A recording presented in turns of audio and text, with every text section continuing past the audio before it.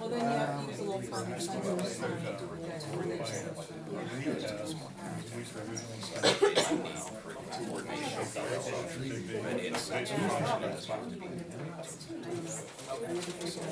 That's not the case.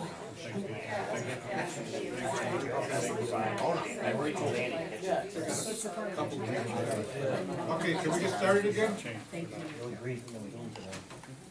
Next thing on the agenda is the New Hartford Town Government Budget. So I'll turn it over to Dan for that. Thanks again for coming. Appreciate everybody taking a Saturday morning to break out the calculators and take a look at budgets. Before we get into going through the pages, I'll just tell you that a couple things on my mind. We had a major house fire in town. We have extra budgets. Is that the same one from the other night? Yeah, it is. Is that Cotton Hill? Cotton Hill kind of keeps things in perspective about the importance of what we do for people in this town. Our emergency service people were phenomenal yesterday. Unbelievable. Our constables, in conjunction with the Patrol 4 guys that overlay our town, our firefighters, Village, Nepog, Harwinton, Burlington, Canton, the mutual aid, unbelievable to sit there and watch how they ferry water in and out to a scene with these portable pools. They were there for no less than 10 hours yesterday. I was there at least 8 or 9 hours yesterday. They were there, I was here until 9 o'clock, getting the power back on for a neighbor, because, you know, you gotta shut down the power in the area. But it's truly, thankfully nobody was injured, but it is devastating. But when you look at what our volunteers do, it is phenomenal. I mean, the service that these guys do, the town backed them up with lunch, and at the least we could do. But when you look at that type of situation, it is amazing of what our guys do. We'll deal with some challenges with public safety, much like we did last year, and you'll realize with the budget and the numbers that we're all talking about on that last page about how it reflects increase in real estate taxes, about you know, the probability of seeing a tax increase this year. There is not another constable in our budget this year. We discussed this last year. I don't know how much longer we can go without adding another constable. You know, I'm considering, and I know the selectmen are considering, how we fund, because the cost of the state trooper program keeps getting more and more expensive. But I want to assure you, the service is second to none. I mean, we are getting a phenomenal service from these guys. Dan Janko was phenomenal yesterday, and Nick Nigro, who is not our resident state trooper, but he is largely the guy that you don't see that patrols our area when our guys go home. They were on the scene and in that house in minutes to make sure that everybody was safe. Excellent. The firefighters, I mean, more trucks than you could believe. Even the neighbors that I was speaking to were just saying, you know, what's going to happen? I said, just stay out of the way, watch these guys work. It is a well-oiled machine. It's unbelievable, and they just do their thing. So, in large part, many portions of our budget that you will see are very similar to last year. And with that, you know, we do have some cost of living increases per se. If you're looking at the budget in total, if you were to ask me how to describe it, I would say that it is an infrastructure-focused budget. It deals with hardcore drainage, hardcore bridge work, hardcore road work, equipment for our town to get the jobs done right, so that we can take care of our roads, bridges, parks, everything. So, does it do all that we need it to do? No. Does it do as much as I think we can afford, and the Board of Selectmen think that we can afford? Yes. So, are there areas I wish we could get more funding for? Yes. I think that one of the things that we're confronting now, and you know, if any of you folks have the extra time to sit down and talk with me, you'll find that Administration of small towns is quickly becoming a paper-pushing nightmare. And Annie and I, you know, the FEMA requirements, if we have these storms, are burdensome. We offer services through Christine for like heating oil assistance, that we provide a local service here for new opportunities that would be in Waterbury.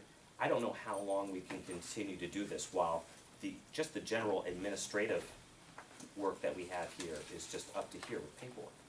You know, it's hard to offer those extras when there's only so many hours in the day.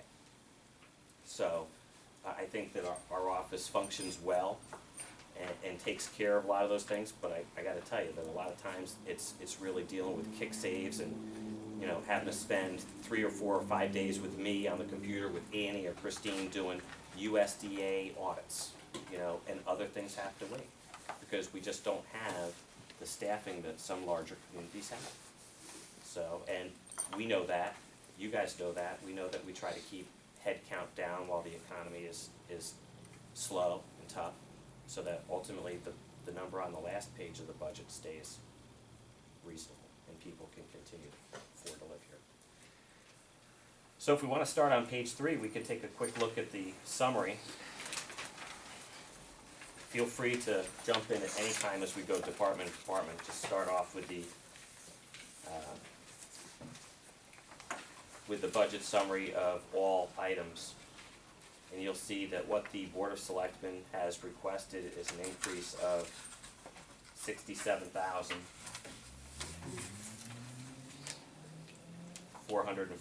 Gotta make sure you need some copies of the it reflects a 1.5% increase. And in that, before we go any further, just so everybody knows, there are obviously contracts that occur that impact us. The town hall union is dealing with I believe a 2.25% increase. The highway budget, which I informed you at a meeting 2 months ago, is under negotiation with the DPW union. So we have penciled in a 3% increase there.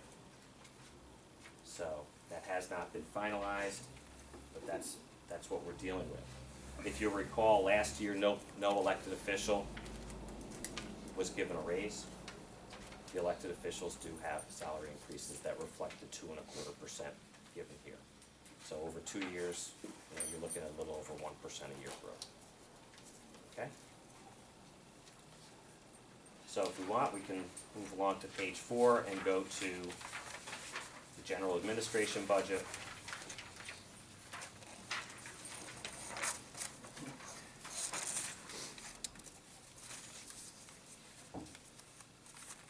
And I'm going to slide down the page and make some references to what we're talking about here, but if you look at the top of the page, you'll note that most of that is salaries at 2.25%, which reflects myself, my office,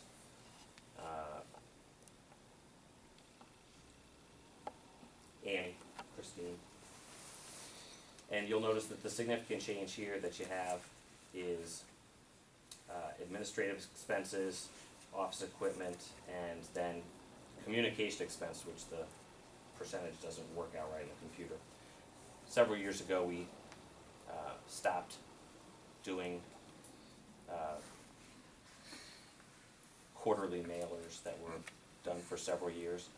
The Board of Selectmen would like to reinvigorate that. We did look, it was a request from this board to see if we could institute a program similar to Alert Now. If you recall, Maria, you did ask about emergency notification system. Is this where you would put it, under communications?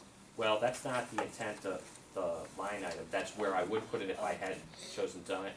I did talk to, Alert Now is now owned by a company called Blackboard Connect. They were bought out. I asked them if there was a possibility to dovetail on the school system. It's illegal for us to dovetail on their system because of FERPA regulations, Federal Educational Privacy Rules. So anything that we would do would be a wholly standalone system. It's not to say that they couldn't set us up. He estimated that it would cost about $6,100 or $6,200, I believe, to do that annually. What I am doing is working with, further down in the boards and commissions, EDC is funded, to see if we can't work on a system to redo our website for the town hall, and see if we can't work out a system where we start setting up, email blasts to people that would log on through our website. Have you looked at emergency systems being used by other towns? Because I believe there are other towns that contract with a third party to provide similar to Alert Now, but not the same company, obviously. I talked with our emergency management director. Mhm. Right now, as it stands, we are serviced through the Litchfield County Dispatch to do reverse 911 calls from our emergency service. If we had, and the big assumption is that if our, the landlines and the cable and all the things are working and the cell phones have generators and everything, to use those systems, we have access to those systems at no charge. Of course, if there's a traumatic change in the service and all the lines are down, the service gets decreased. So we do have that at no cost. And after talking with Jim, he would sustain that system as being our primary, and trying to work towards improving the daily access of emails and things through town hall, through the website. Can we do some more traditional, mailings through that? That was the intent of the selectmen, I believe, is to try to get more word out about what we're doing at town hall through the communication line. We realize that when you're looking for $67,000, it's kind of hard to put $5,000 in any one line item, but that was the thought process. Excuse me, is the new website, which is a great idea, by the way, is that going to come under the communications expense line item? No, that's gonna come from EDC. So they'll be paying the town to have a new website? And hopefully it will be user-friendly to try to promote businesses in our town. It's been a constant focus of them trying to improve our image outside of our borders, to get people to come to our town, and that was the focus. If you'll note that in years past, we have increased their line item. I'm jumping ahead, but that's the topic of the day here. If you could see that since I've been here, we have jumped them up about $5,000 from $10,350 to $15,000. We think that they can fund that, and I've asked Chairman Childs to provide us with a budget that will reflect that, so that we could work with the folks on that commission to see if we can't get that done. I think that $15,000 in that budget should be able to handle that. So, a lot of the things that you look at further down on the page, town hall, telephone and oil. Oil, again, we were just checking with Annie. We do have a relationship with Quinoco. I think we're paying the harbor price plus a fee for delivery. It equates to a little bit over $3, and then the diesel is $3.15, Yes, $3.14. I just wrote that down. Right. A little over $3 a gallon. Obviously, we've been. Pardon? $3.40. So, we are paying in the low $3 range. We are anticipating, to be able to live with that. The electricity is something that we're working on right now. We have a recommendation that the Board of Selectmen has been dealing with for 2 years that requires the town recommendation that was accepted by a prior Board of Selectmen to deal with the 20% by 2010 clean energy acquisition program. We haven't quite met that, but it is becoming somewhat expensive. A lot of the individuals in our community are able to buy electricity in the low 6 cent per kilowatt hour range, and we're still hanging around in the 8s trying to achieve this. And I've asked the Connecticut Conference of Municipalities, who has a subcommittee on municipal energy programs, to try to provide us with a new quotation to see if we can't reduce that. I've already been told by him that he's fairly certain that we can. And I've been working also with our WPCA, who has an offer on the table right now at 6.1. So at this point in time, I mean, we could be seeing a significant, on the energy portion, not the transmission. Remember how it's all been broken down into two different line items. Have you looked into solar? I believe West Hartford putting solar panels at their town hall, and it pretty much eliminates the cost, or well, I wouldn't say eliminate, it really helps with the cost of it. Well, we put a $3 million facility for 30,000 square feet on regional. If you wanna talk about the capital budget, we can talk about putting some. Well, Panels and on there are both programs where, they will put in the panels and you get a much reduced cost. That's what I was referring to. I'm just wondering if I you looked haven't. into that, it might be worth, that might cut down 10,000-15,000. Region Sevens was down 4% from 2010, if I recall, 4.5%, that's all it was. And they're at 30,000 square feet, so they're buying the energy, right? They didn't have any out-of-pocket expense on that. Right, third-party administration paid a purchase power agreement where the third party came in. It was quite an expensive program, as you know. It was, I believe, 3.6 million, Right. 1.8 million in grants. I don't know that we have a place to put that type of. $14,000 of expense. I just wondered, West Hartford there, and, they wouldn't do anything with it. There's some panels you can put up there. One of the things as you continue down the page, you'll see that our pension obligation is increasing. I know that you've heard talk about that from our local Board of Ed also. They felt the pain a little bit more than us. I know that our pension obligation, we are funding to the recommended 100% request of Hooker and Holcomb, who are our actuaries. We still maintain a low overall funding percentage of the entire fund in the low 60s, I believe it is. Until we get on the right side of that, we're gonna continue to see these increases. I think the town has been proactive to negotiate into the 401k programs that we've been doing, and I know that the board, although they don't have ink on paper yet, has been pursuing that option as per my request. We have 5 bargain units, and I know that they've been addressing that in their negotiations, so hopefully we'll have some news to further that quest towards limiting future liability relatively soon. I did talk with Katie Natal the other night when we were here, and she said that she wasn't ready to make any announcements yet, but they were close. So maybe at your next meeting, we should hear some news. Is there a move toward making the pension plan funded partially by the employees as well in the meantime? I mean, there's going to be people who are going to be locked into having a pension plan, right?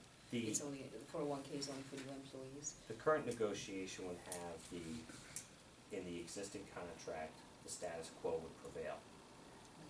The new employees would partially fund Through through the pension. 401k. Oh, exactly, you're talking about 401k. In the meantime, we have people who are locked into the pension plan, for many years to come. Are you looking at making that somewhat participatory by the employees, so they help to fund that pension? That's part of a negotiation that you just can't mandate. You have to. You are looking at. Everything's down on the that road. table when we negotiate. I really can't get into discussions just about what asking we're whether negotiating that, this time because we have a confidential negotiation. No, I'm just asking overall. Is that something that's on the table? Maria, I every can't talk about what's on the table in an existing negotiation, okay? Town hall It's- employees, we are not under existing negotiation. That's right. So Okay, your answer so- to your question with town hall employees Yes. is no, you have an existing contract. Okay. Is that being What I did hear considered? him say, Marie, was that Mhm. every time there is a negotiation, everything is on the table, which kind of infers to me that there is an attempt there. Well, that's what I was that's all I He want to hear. He did say That's that all I in want to part of hear. his conversation. Is there an attempt being, okay, From what I heard, he said that everything is on the table, which means that's, you can kind of. It's all I'm at liberty to say, Maria. thank you. I believe he's made that attempt, but he just can't come out quite say it, so I'll say it for him. Well, we're looking to move into the 401k, we're able to say that. I think, what I heard is that there already is one for new employees. In other words, if you came in, Only for the, would it be the, not for the town, no. Both. it's not a 403B, what is It's it? a 401A municipal, Okay. although we are looking at whatever That's a option defined, that is similar. that's a defined benefit plan where the town contributes to it all, correct? No, it's a defined contribution plan. A defined benefit plan means that there's a fixed payout as in a pension. Defined contribution plan Right, is for 401A. existing employees, the town's always paid for the pension. Correct. What I'm getting at is, what you're saying is that any new employee that would come in would no longer be eligible for that package. They have to go through this 401K or whatever you call it. Only for the highway department at this point, I No. believe, or is it also for the Yes. town hall? Okay, so all new employees would go into where each party pays into the, In portion. yes. So then the pension plan is still 100% town hall funded, government, right? For existing employees within the town hall, the highway is under negotiation. Hey, Dan, on the general administration, can you just, again, you might have gone through this, but the administrative expenses and office equipment and supplies, 1,461 and 2,000, what are they for? It's a 17.1 and 11.1% increase. Right, feel free to chime in. That is the town hall copier lease, paper, all the things that run through town hall. We did sign a new deal on a new copier for the town hall, which is basically a scanner copier, email. Right. It's the same price as the old. What we do find is that we are in today's society with requests for information. Yeah. The usage is really going more to scan mode, you know, instead of paper, send out. And what's the administrative expenses, what's that one, it's up 17%?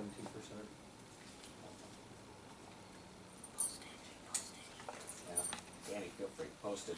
As Andy said. Well, you have the postage meter and software maintenance and things like that. Software maintenance under administrative expenses? No. No, that's what I have. Software. It's not administrative expenses, software. Yeah. You know, the administrative expenses also include the town hall newspapers and things like that, and the office supplies. But that's Okay. right. The biggest one in the office equipment and supplies is the postage and the postage meter. Okay. And the new copier is basically a flat fee, but the usage that we do expect to see is the run-up on, you know, it's not copy charges per se, but it's fee for use per on scanning. Okay, I just got a couple more, and then, I'm done over there. Well, let's let Jim's out of the way. Dan, the next one, this assessor's budget, it's 110. Why is that not 60,000 this year, since it was only part-time last year? I tell you, I continue to reach out to see if that we could have cooperative agreements like we did with Burlington last year. Unfortunately, the union in Burlington would not allow that program to exist. Yeah. What you don't see there is that we are continuing to, even though Laura, who is the assessor's assistant, is technically billed to that department, she is flexing to other departments during the day. So there are a couple days a week where she's working in land use that you see it billed to the assessor's office, Yeah. but her salary shows there. Okay, no, I understand that, but what I'm saying is we got this funded 50% by outsourcing to Burlington last year. That's right. So why don't we just cut this by 50%? Why are we taking the hit now? It should be cut 50%, because we're not getting that income. I think that you have to consider the possibility that your employee would not be willing to deal with that, and who would you get then to do that job in a part-time role? Beth is a competent employee who does the job well. You also I'm have- not talking about employees, I'm just talking about, we didn't need it, we were getting 50% of that from another town, and now since that went away, we have to fund it just because we don't need it. That's all I'm saying. No, you do need it, it's mandated by law that you have it. Yeah, I So to understand- say I that you understand don't that. need it, I it's understand the that. level of, at what point of funding No, I understand, Can but you it's $60,000. provide the we didn't service? need. I understand the costs associated with it. I was the one who tried to provide a creative solution to get through a tough economy. I'd like to think that maybe if I was a little bit lucky, I might be able to come up with that again. The difficulty is that if you put through a mandate that is changed, and don't forget, you have a difficult situation there where the assistant is the most senior person in the union. The assistant actually has more seniority than the assessor, so you get into a potential grievance situation through your union. But if you, just on facts or facts, if you chose to make a move to say that you didn't need a full-time assistant, or a full-time assessor, then you have to confront, okay, well, first of all, we have an existing system where we're getting the job done in appropriate fashion. If you're to make that thing, and the economics don't work for the employee, then all of a sudden that employee is, you're probably gonna pay unemployment if she accepts it. If she doesn't accept it, you're gonna have to find someone else to do the job. That assumes that you can find someone who will accept the part-time role. They didn't find that in Burlington. They found that they needed somebody, when they went back out, they wanted full-time.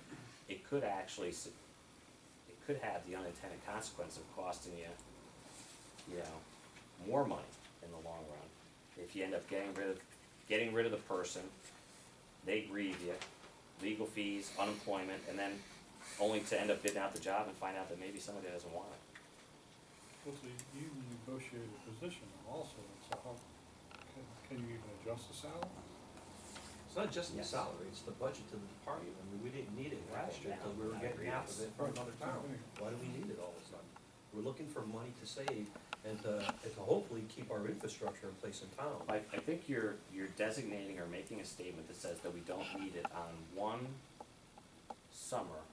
The past practice has been that we've always had, Helga Prida was the assessor full-time in this town for years, had an assistant.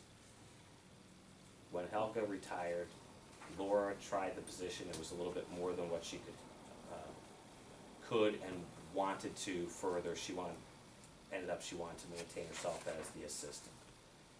We did outsource it for a little while. There was the fella, Mike Santoro.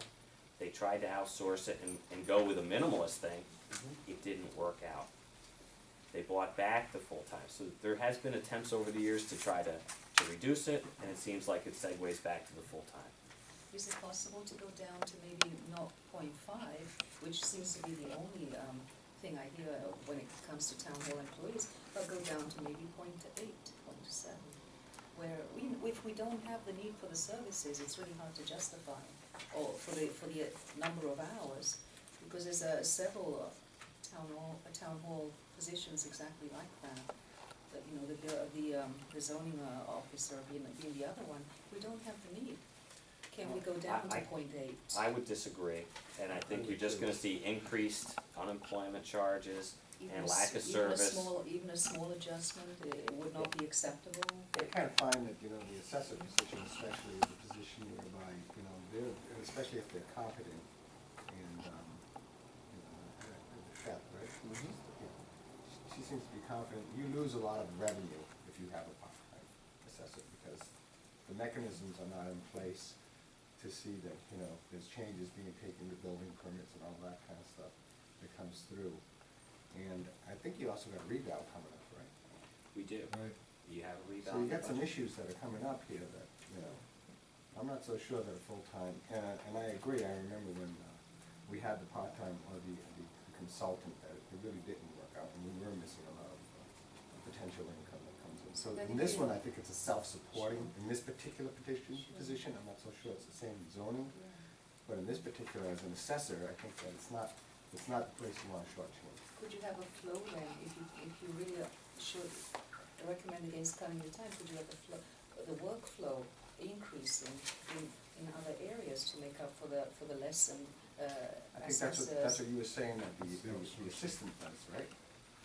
The assistant floats in the town hall through the building office and the assessor's office. So I think you are getting that, if that's what you're referring to. Yeah, In my mind, if you do that, you keep your overtime costs down, which is $4,000 from the overtime line item I've seen it, for the whole town, all staff.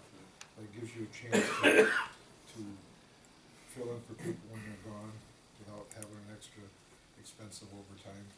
It sets you up for the reval that's coming up.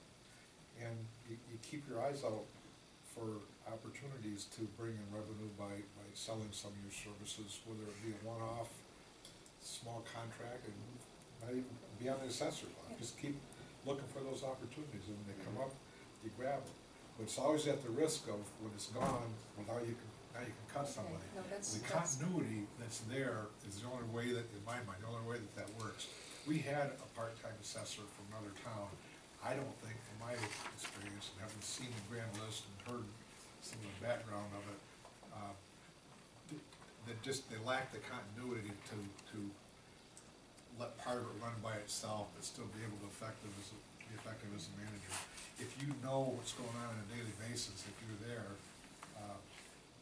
you can do a bit more. If you're not there, you can do a bit more remotely. But if you don't have that background, you don't know. Just what Jim said, when you see it being done on 50% and being done well. But thank you. I would just say that we're all having this fundamental discussion about expenses, but at the end of the day, when we get to that last page and we look at that grand list, the only person who is solely responsible for making sure that what we have as to, or what I penciled in is, almost $8 million, which is the true growth in the grand list that Beth has estimated was closer to 9. I put in the pre-BA estimate, less $1 million, because there's always gonna be appeals. That's generating $200,000, $210,000 in new revenue this year. Any move that jeopardizes that makes these discussions even harder. Because if you don't have, like you say, the right person in there, all of a sudden, you have a part-time person that's not checking all the permits, not going out doing the inspections, not doing the decks, making sure that everybody is treated fairly and paying their fair share. And all of a sudden, do you have the growth in the grand list at 1.2 or 1% in a tough time? And then you sit there and say, was that move short-sighted? That I talked to Harwinton the other day. I bring it up at the Litchfield Hills, trying to find out who uses the exact same systems, who uses the vision and quality data. That's the software that they all use that generates generally the transition to the tax collector that does the billing, the mapping, and to find out, just to let people know that we'd love to enter into a relationship. And actually, when it worked out for Beth, the way we sold it was, look, you work a 35-hour week in town hall. If we could theoretically work a deal where you can work 20 hours in one town and 20 hours in the other, so you're not really going to half-time in any individual town. And if you need a little more time to get caught up, we could do that, but everybody wins in a slow economy if you could work out a deal with a town that provides and uses those same software and services, so that there's no risk to the community. They walk right in and say, well, look, I use vision appraisal in New Hartford, you use vision appraisal, I know how to use every bit of it, we've been using it for 5 years. Quality data, I know how to do it, I know the mapping, and theoretically, if we could work that out, but I wouldn't recommend reducing that at this point. I would suggest that we just note that there's some debate about part-time versus full-time in a position, and move forward. We can always come back to it. So I just had a couple more. I wanna try and see if I can get through mine. Planning and development, what is the planning and development secretary? I guess that's 43% increase, 3,357. What is that? It's on planning and development, page 9. Okay, we're kind of jumping ahead. Why don't we stay in order and get to that when we get to that page? I only had a couple more. If we promise not to go back, I'll go. No, I'm trying not to go back. I would just like Go to ahead, make a Mia. comment. I really feel like this town hall operates on a skeleton crew, that, everybody is doing a job, and we as a board are going to look at every single person's salary and say, okay, does this need 0.8, or does this need 0.9, or does this need 10? We didn't ask one question of that at the Board of Education. I just think that we have to be fair in the way we handle all the budgets that come to us. we did not say to, I was the only one that asked, how many people had the positions with more time added, were part-time made full-time. We didn't ask that of Regional 7, but it seems like this building that operates on just barely enough to get by, we question every little person's extra hour, and I just think we need to think about what we're doing to the town. I did question with the board. I know the you did positions. too. Okay, thank you, there were two of I think you raise us. a good point, and, you know, we're going down line by I line, by know, line I by know. line, and I don't, you know.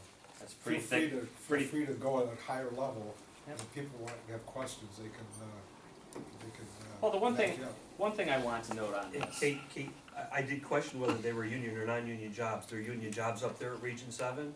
We've got no say in it, and they have, No, but the they have such question an is- enormous budget, we have no idea what is what up there. But we're And- union and as jobs far here as too, I'm Jim. concerned, Region 7 is not gonna do a darn thing except Mickey Mouse a little cut, and they're gonna try and push it through and roll the dice for the referendum or a vote up there, because they don't care what we say and what we do. Well, we didn't question the board about it, our local board about that either, and I know that there are positions that were expanded, and we didn't question whether there was a need for that. The way we're saying this clerk who runs around all over the building, we're gonna question her job and her hours, that's all I'm saying. Let's move on, I'm gonna try and speed it up here, because I think we're focused on something. The thing I want to note here on this page on 4, towards the middle bottom, is that, unemployment, we're thinking, at least under the existing proposal, if we were to make changes, that I would have to readdress this with the Board of Selectmen. But, if you'll note that we did have the healthcare negotiation, I will tell you now that it is not often that you get any municipal budget to show, you know, a near 10% decrease. I just wanna tell you that there was an 8% increase over the cost, plus we had one new person join the system. This savings really $75,000 or $80,000, you know, based on what our negotiation was, and this is fantastic. The, there is some talk, you know, about the governor's proposal that can make municipalities possibly be able to join into the state system. I am looking into that. You know, again, the difficulty in those type of things is that those type of proposals never seem to mirror apples for apples, the plans that we're offering. So, again, you know, Andy and I will pull out the little bit of hair left on this side of the head for healthcare to try to see if there's something there or not, but that's That actually was passed down, it's no longer a proposal. I saw. I understand, yeah. that's what I just Yeah. said. We are looking forward to see if we can see further savings. However, again, the oddity of, and we have a move afoot that I'm working with the other selectmen and all the other Litchfield County towns for regionalized healthcare proposal where we funded a study through LECO with Torrington, who's doing an evaluation of everybody's plans to see if could be a self-funded option or, there's a lot of different talks. Everybody knows this is a big baby. They also, the second one is that we're looking at regionalized revaluation. You know, I made what I thought was an impassioned plea, nobody listened. But the reval, you know, these statistical revals every 5 years that we're paying $80,000 for, when we know the market's stagnant, you know, 5 years later, we're gonna pay 200. This was the best lobbying effort I've ever seen in my life for these guys. The 10-year revals were working just fine as far as I was concerned. And, you know, you paid the piper every 10 years. If everybody's numbers were low through the cycle, that was fine, but everybody was equal. The mill rate was the mill rate was the mill rate, and everybody got adjusted at the same time. You counted on a competent reval to address the changes in the market over a decade. Now what we're finding is, half the time when these revals are done, the towns don't believe them. Because, you know, look what happened in Torrington. They did these revals and everyone's sitting there going, that's crazy, they don't believe it. So you spend all this money and there's a lower level of confidence than what originally existed in the old numbers. So we're trying to do some things here, but change comes hard in certain areas. Let's jump ahead. Before you leave that page, excuse me, the Yep. town hall oil, I know how much has been, has been approved, and I would imagine we have to use all of that money. Is any of that available to offset the requested amount, or? you say your question again, Marie? Oh, yeah, the town hall oil, I see we approved 14.7, and we're now requesting an, 14.7 for the upcoming year. Is there any leftover money in that item that we could offset this year's, or not? Or is it, that's not how you would do the budget? We can't, you can't really foresee next year's snowfall, you kinda have to go on historical averages. I think that, you can't carry money over, all you can do is fill the little tank outside and pray for the best. We benefited this year. Last year, I mean, literally on the last day of the year, I filled the tanks. How you know. big is the tank? I mean, when you look at the Board of Ed, they're able to do that, they have very large tanks, but We you don't don't. have Yeah, big tanks. The diesel over at the garage is That's okay, you answered it. 1,000 Yeah, they're gallons, small. I think we're Yeah, 1,000 gallons. yeah, I just wondered, thank you. So, As we turn the page, I just wanna know, you've been on first page for 45 minutes. And if you stuck to my plan, we would've been done. you did promise not to go back. If you don't pick up the pace, I'm gonna go back to Jim's plan. Well, I have to tell you, I think that we can really, the thing here that on page 5 I would note is that once again, the state mandated probate consolidation continues to cost us more money. We offered it for $3,000 to $3,800 for years, and of course we enjoyed the free probate office, and regionalization through this plan has not saved us a nickel. It's actually cost us. I've implemented the new, I did talk to King and King and talk with them about your audit, and I've instituted the new pricing for you. So that is in, and those are hard numbers. And I think we can jump through to, What's going on with the election? That's a big $1,800. That's my But question for the election thing is you've got a presidential election this year, so you have primaries and everything. The ladies in the registrar's office provide a detailed budget of everything. You know, in the referenda, they count on 2 votes, so that's the referendum, but, you know, you're really talking about how many specific elections with how many people. They have a little bit of training in there because their folks by state law have to take these certain classes, and they have it penciled down to the thing. So, okay? So I think you'll notice nobody's questioned any increases for any individual. I just wanna point that out. Okay. No, serious, we didn't. The You have a question about that? No, I'm just making a What? statement. You just made a statement, okay. just as we pause on page 6, and I know, and I have been talking to Rob about the Region 7's goal and desire to try to provide 2% or somewhere around 2%. And I did work some numbers with Rob last night at 11 o'clock after everything else that was going on. The impact of that is that, as you all know, that last page of the budget shows 6.25% or 6.26%. It's still 6%. So it's, I mean, I and don't take this as anything that I'm not pleased, because I'm happy that Region 7 is showing the desire to work with us. It's just the numbers still remain substantial. So as we go into public safety on page 7, you'll note that the biggest thing here, and I really didn't even give you the sum total. If you look at all the salary increases here in the entirety of the budget, out of the 67,000, this is a service business. The salary increases are probably just under 30,000. Well, if you look at the resident state trooper program,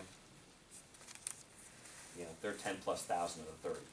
Okay, this is, if you recall the conversation, some folks were here, some weren't. Last year, in the collective bargaining system for the state troopers and the police, and I don't know the name of the bargaining unit, but they did not agree to the governor's plan for no increases. So we have a trooper that's jumping through one of their more sizable pay grade changes. The exact same thing happened last year. So when you look back in time, I mean, look at 9-10, and 10, 11, where we're paying, you know, 157, 158,000, the cost of doing business with two troopers is escalating. Perhaps it's time that we consider change. Either way, it's 100,000 per What do you mean, trooper. what do you mean changing? Well, at some point, you have to do the cost-benefit analysis, and this is, in no way diminishes the service that we get from the individuals, because they are stellar. But when we run a dual system, we have constables, we have troopers. We're only required to have one trooper to run our system, as we are not what the state classifies as an organized police department. We don't have a chief of police. I am the administrative chief, but we don't have the specific state-required facility that does all the things that they do with all the fingerprinting and everything that they do, and booking here. So we run only with the supervision of a resident state trooper. Without one resident state trooper, we could not run the system that we have. So at some point, you don't need two, albeit they run a nice system, but you have to run the cost benefit of the constables plus the vehicle expense versus the state troopers. Now, we do pay for the cars. We know that we have money in this year's budget where we're replacing a car, and, you know, that's $30,000, but, you know, it used to be a relative bargain to hire the state troopers, and it seems like it's fast catching up and moving beyond, so it's something to consider. What's the cost of a trooper versus the cost of a constable? Have you done that, when you throw in, you know, the car and this and that? Have you looked at those two Well, numbers? You know, just on the face of it, you know, it's, the salary alone, 75,000 to 100,000, but the state trooper comes with benefits. You know, and then you look at, well, we provide benefits unless they opt out. In our case, it's 50-50, one opts out, one doesn't. So what's the probability? Yes, one doesn't. And then you have, I'm saying it's close, but It's close. at some level, it seems like the escalation is getting to the point where, you know, if this continues and we endure another $10,000 or $15,000 increase again, you're gonna sit there and say, I think the constable system is less expensive. But, So wouldn't we need a police station with a jail and everything though, if we? no, I'm just saying that you could move out of one of the two, at least to start a segue. I don't think we're prepared for an organized police department at this point in time. That was the big box. Right. Oh, yeah. Bruce had suggested going down to one state trooper when he was on the board, and picking up a retired trooper like Dan to replace the state trooper. We would still get all of the services of the state by maintaining one. Mhm. Mm. Is this two straight troopers? Yes, it is. And how many constables are there? There are 2 full-time and 1 administrative part-time. Next. Okay? Okay, when you get into the highway department,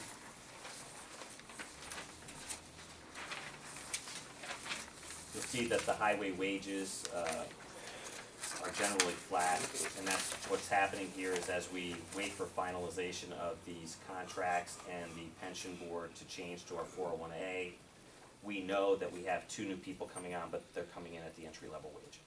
So even though it has a funded 3% variable for whatever that contract ends up negotiating at, we know that we will see savings with the retirements and replacement at a lower wage. In these line items here where you see, you know, some movement here, what the Board of Selectmen and I did is a pretty detailed 3-year rolling average on some of these expenses.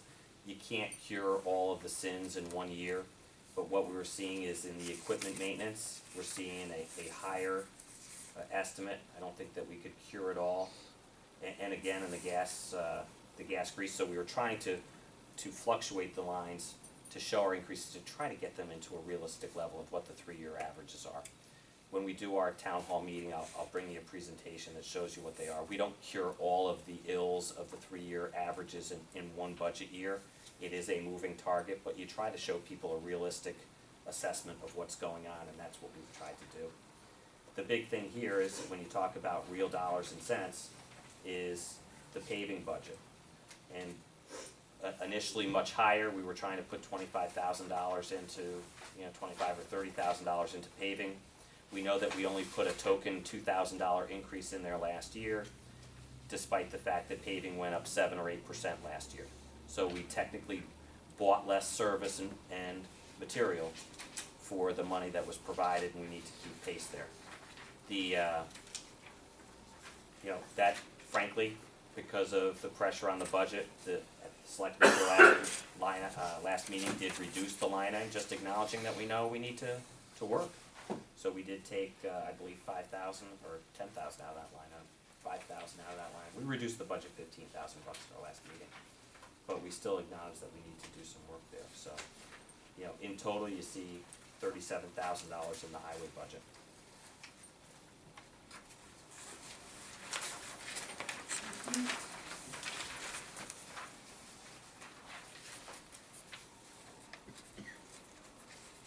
Move into planning and development. Nominal increase, $2,200. Again, what we're talking about here is trying to flex a little bit of these line items. You'll see that the zoning, legal, and professional, we're trying to tighten up on a little bit.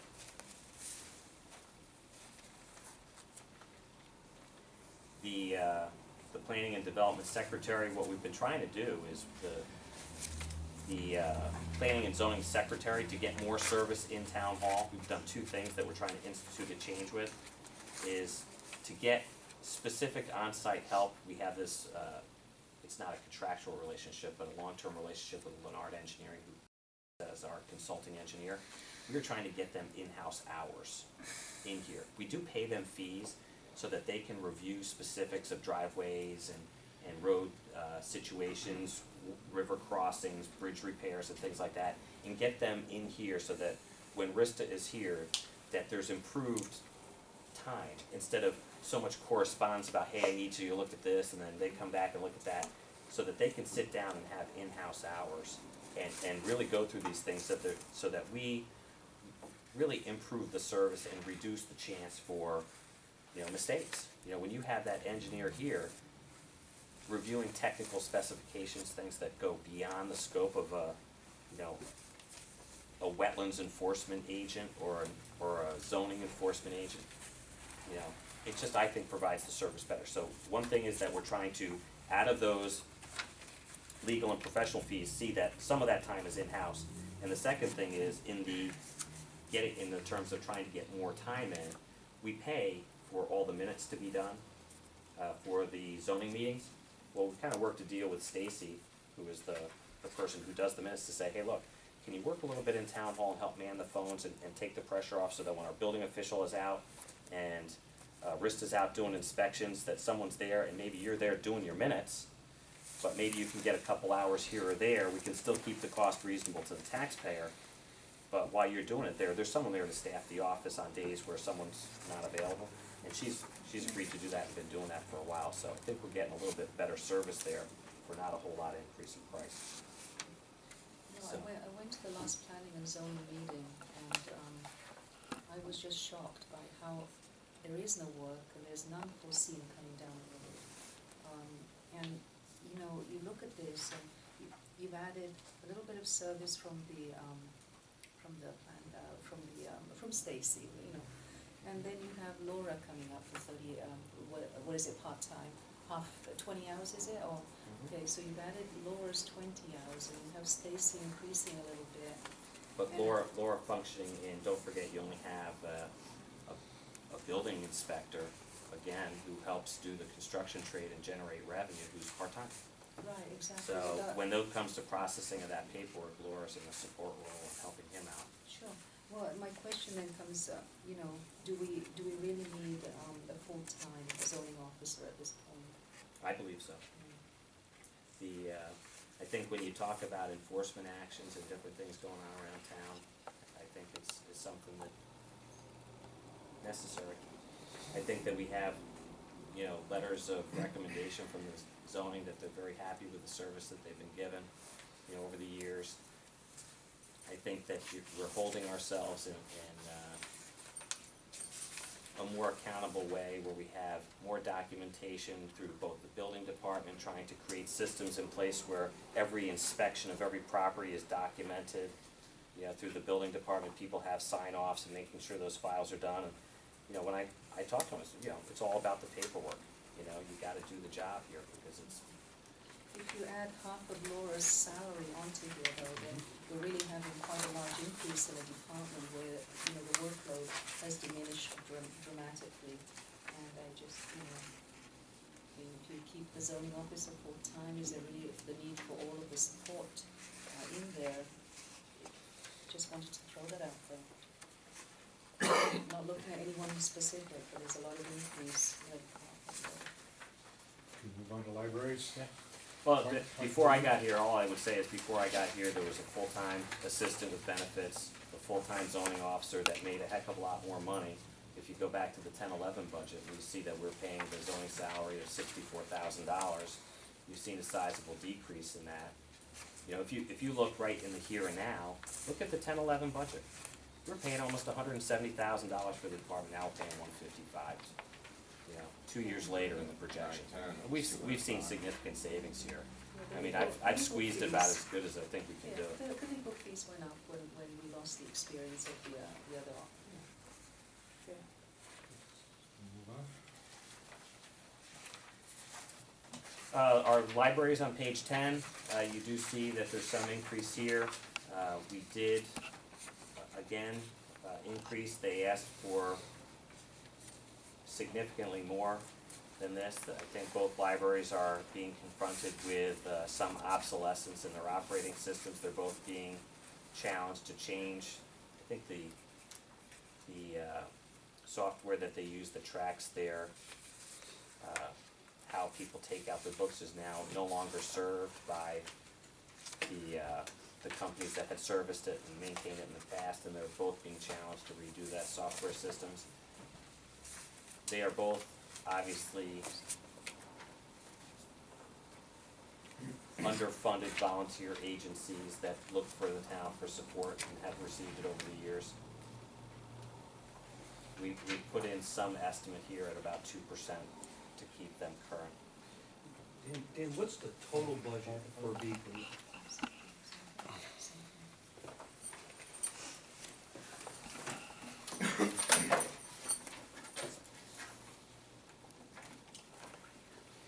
I know that as part of my request, the libraries.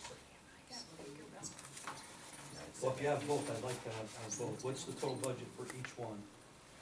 Beakley and Bakerville.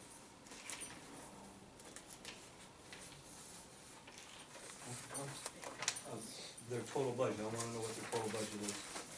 Total budget for Bakerville is about $83,000. 83, okay, and how about Beakley?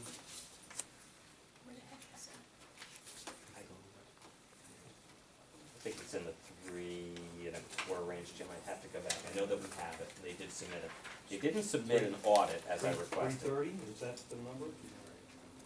Do you know, because I'm, Don't know, I'm asking, Giving you my best somebody guess. told me it was around 330, that's why that's, I'm well, I asking. just quoted you 3.25 on it, the best of my ability to retain minutia. Sorry, Beakley was, what did you say, 580? What was Beakley? I think it's in the 300, low 300s. 300 something. Take your time. But we have, Bakerville here. There we go. You always wonder how you.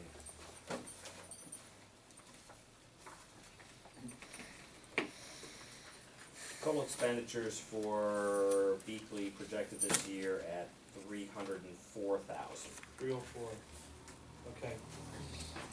And these two entities are not public libraries, but yet for Beakley, we're, what, 2/3 plus of the budget?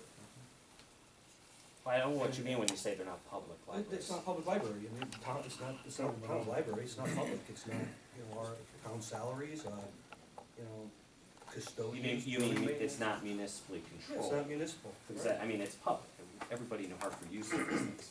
No, I wouldn't say that.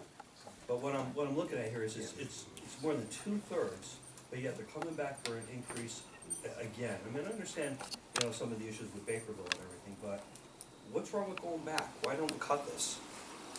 I mean, I see more of the senior center stuff every week and every night than for children.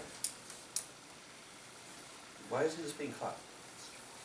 I think you're dealing with something that perhaps you and your family may not use on a daily basis, that perhaps is on the other side of town, but many people value and cherish the program. The, Thomaston has 7,500 people and their budget is less than $300,000 and they do it. It's a public library, municipal. Is there any attempt by the two libraries to share services?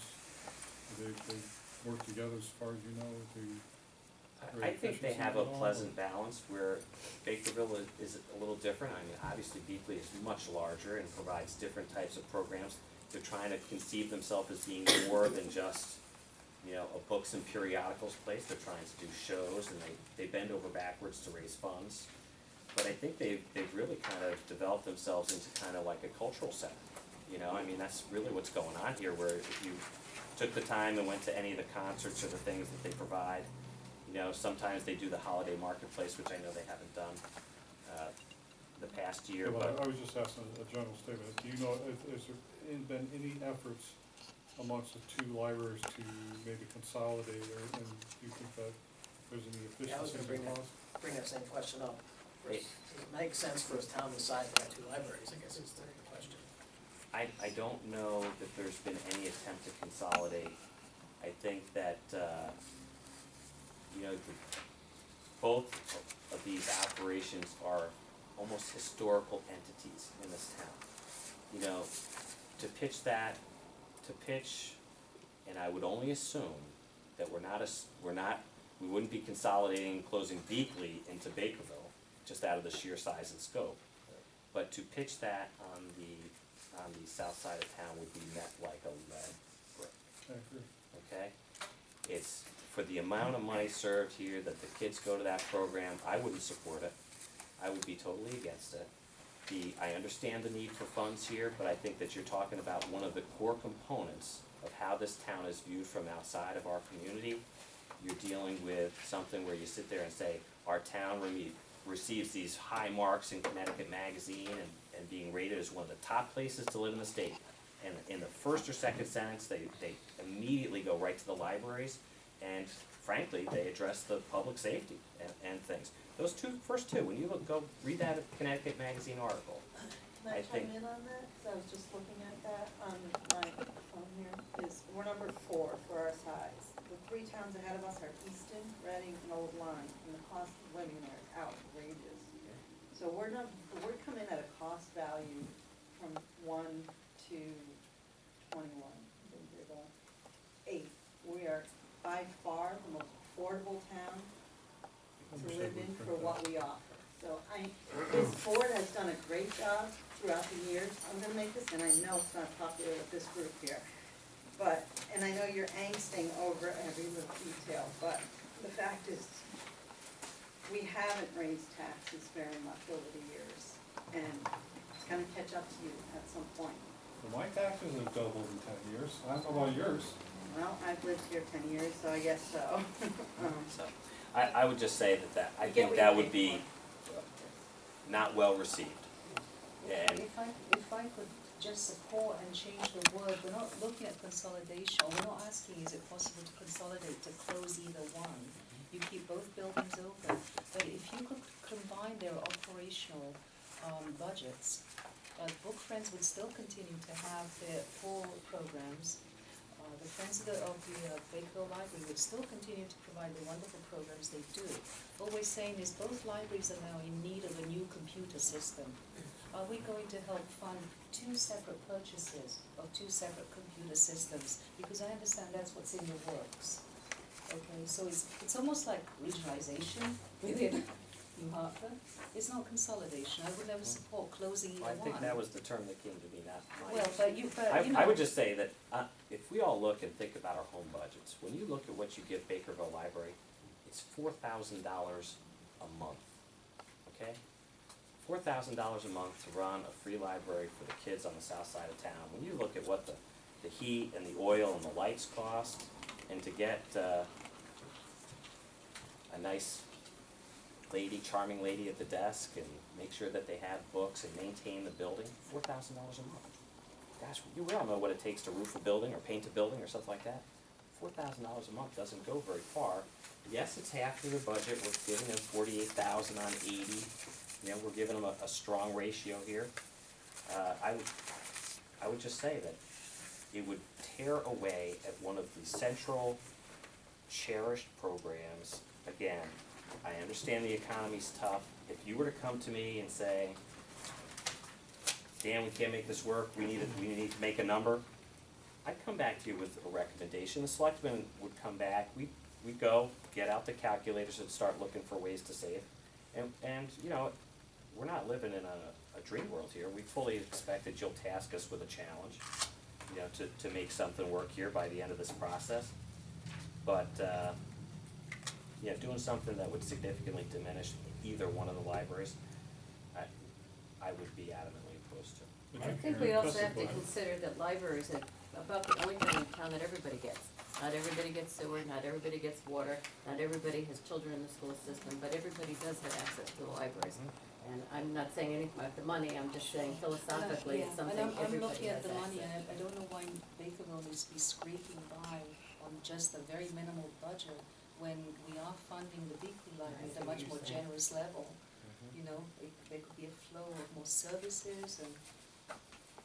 But my observations were, we're not talking about the $5,000 increase in the library, we're talking about the total money that we're giving to the library. I would submit that when we're looking at a town budget that has 1.5% increase before capital, now at this budget process is not the time to consolidate or take money, substantial money from the library. If we wanted to have that looked at, to me, that's something outside of the budget that's 1.5%. It's a bigger infrastructure, what can we really afford? You got 2 libraries, you got 3 fire departments, okay? Those are things that we're all paying for, that are a luxury, but to make that part of a decision of a budget that's increasing 1.5%, there are other battles that need to be fought in my mind. Not that this one isn't worthy of being looked at, but there's so much emotion and local preference that it ought to stand on its own and be put out to people for discussion. Yeah. And I just wanna make another I comment would too. agree with what you guys are saying, but the bottom line is as a Board of Finance, we're here to do our job, okay? And right now what we have to do is ask questions. If we don't ask these questions, why or why not, and we don't get an answer, then all we're gonna do is just sit here and say, yep, okay, 1.5% is good this year, 1.5 will be good next year. I just wanna know what the details are, the answers, that's it. I wanna ask the Nobody's questions. shutting you down. No, and I'm Well, when I ask a question of, well, why isn't this going backwards? Why not just leave it as it is, or maybe a little bit of a cut? Why? It's a we're a municipality, it's a non-municipal, publicly taxpayer-funded budget by 2/3. Well, what I would tell you this also is that That's all I'm I don't want anyone to leave this room thinking that there haven't been discussions with the library. As we speak right now, we have our challenges and a couple hurdles in this town to solve through this budget. One of which is our downtown quest for improved traffic flow and parking. And while I've been working with the library and they're discussing things, we have been really putting some pressure on the library to, everybody always says, the library needs the town to work with them. The library to work with us, and I have been really asking them and trying to put pressure on them to finally give us approval as part of this grant program to give us parking on what is known as the old Foothills Trader building piece, the undeveloped piece. And they have been willing to hear and see these proposals that we had go forward, with our building oversight committee to add new parking. We all know that little village town centers, the lifeblood of them is having adequate, convenient parking. And I have been really trying to put, some just subtle pressure on them to say, come on, we all need to work together here, and that means you guys need to work with us too, We need more parking here for this downtown to stay the viable downtown center that we have, and they've been willing to do that. So, and I'm looking forward to going to and really getting a more tangible, concrete response from them as we go forward. I know that they have a meeting at the end of this month, on the 28th, I think it is, where we've really got a few plans cooking for trying to redo the traffic and pedestrian flow downtown. And really need to start, seeking out their opinions and going forward here so that, while we're working with them, they can help work with us and solve some of the problems that we have. So it's not like it's just been the status quo. We've been asking some things of them too, and I'm hopeful that we can all come to a mutually, these downtown redevelopment grants are largely ethereal, conceptual things. They're not the, pipe is broken, we must fix it type of thing, and it's kind of hard to get, a lot of people in the room to decide on, but I think that they understand that we need to do something, and I think that they're willing to look at it. I'm hopeful to get that final approval from them. Just this, Years up there, a lot of times they've given us the fourth quarter installment back when their revenues were coming in strong. That's not gonna be the case this year. Things are getting tight. They've had a lot of expenses with all this storm stuff they are processing, all of this wood and brush that's been as a result of the storms. But he does think that he can basically keep in line. This is not approved yet by their board, but this is their estimate. So you see a little bit of a, flat line, slight reduction. Okay.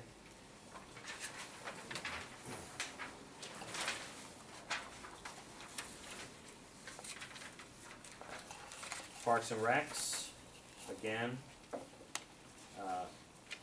a program that's, been doing a little bit more with a little bit less over the last few years. This is Dennis, obviously his salary up at the park. We did move his assistant into the fee. They run a fee account for all their fees and their summer help.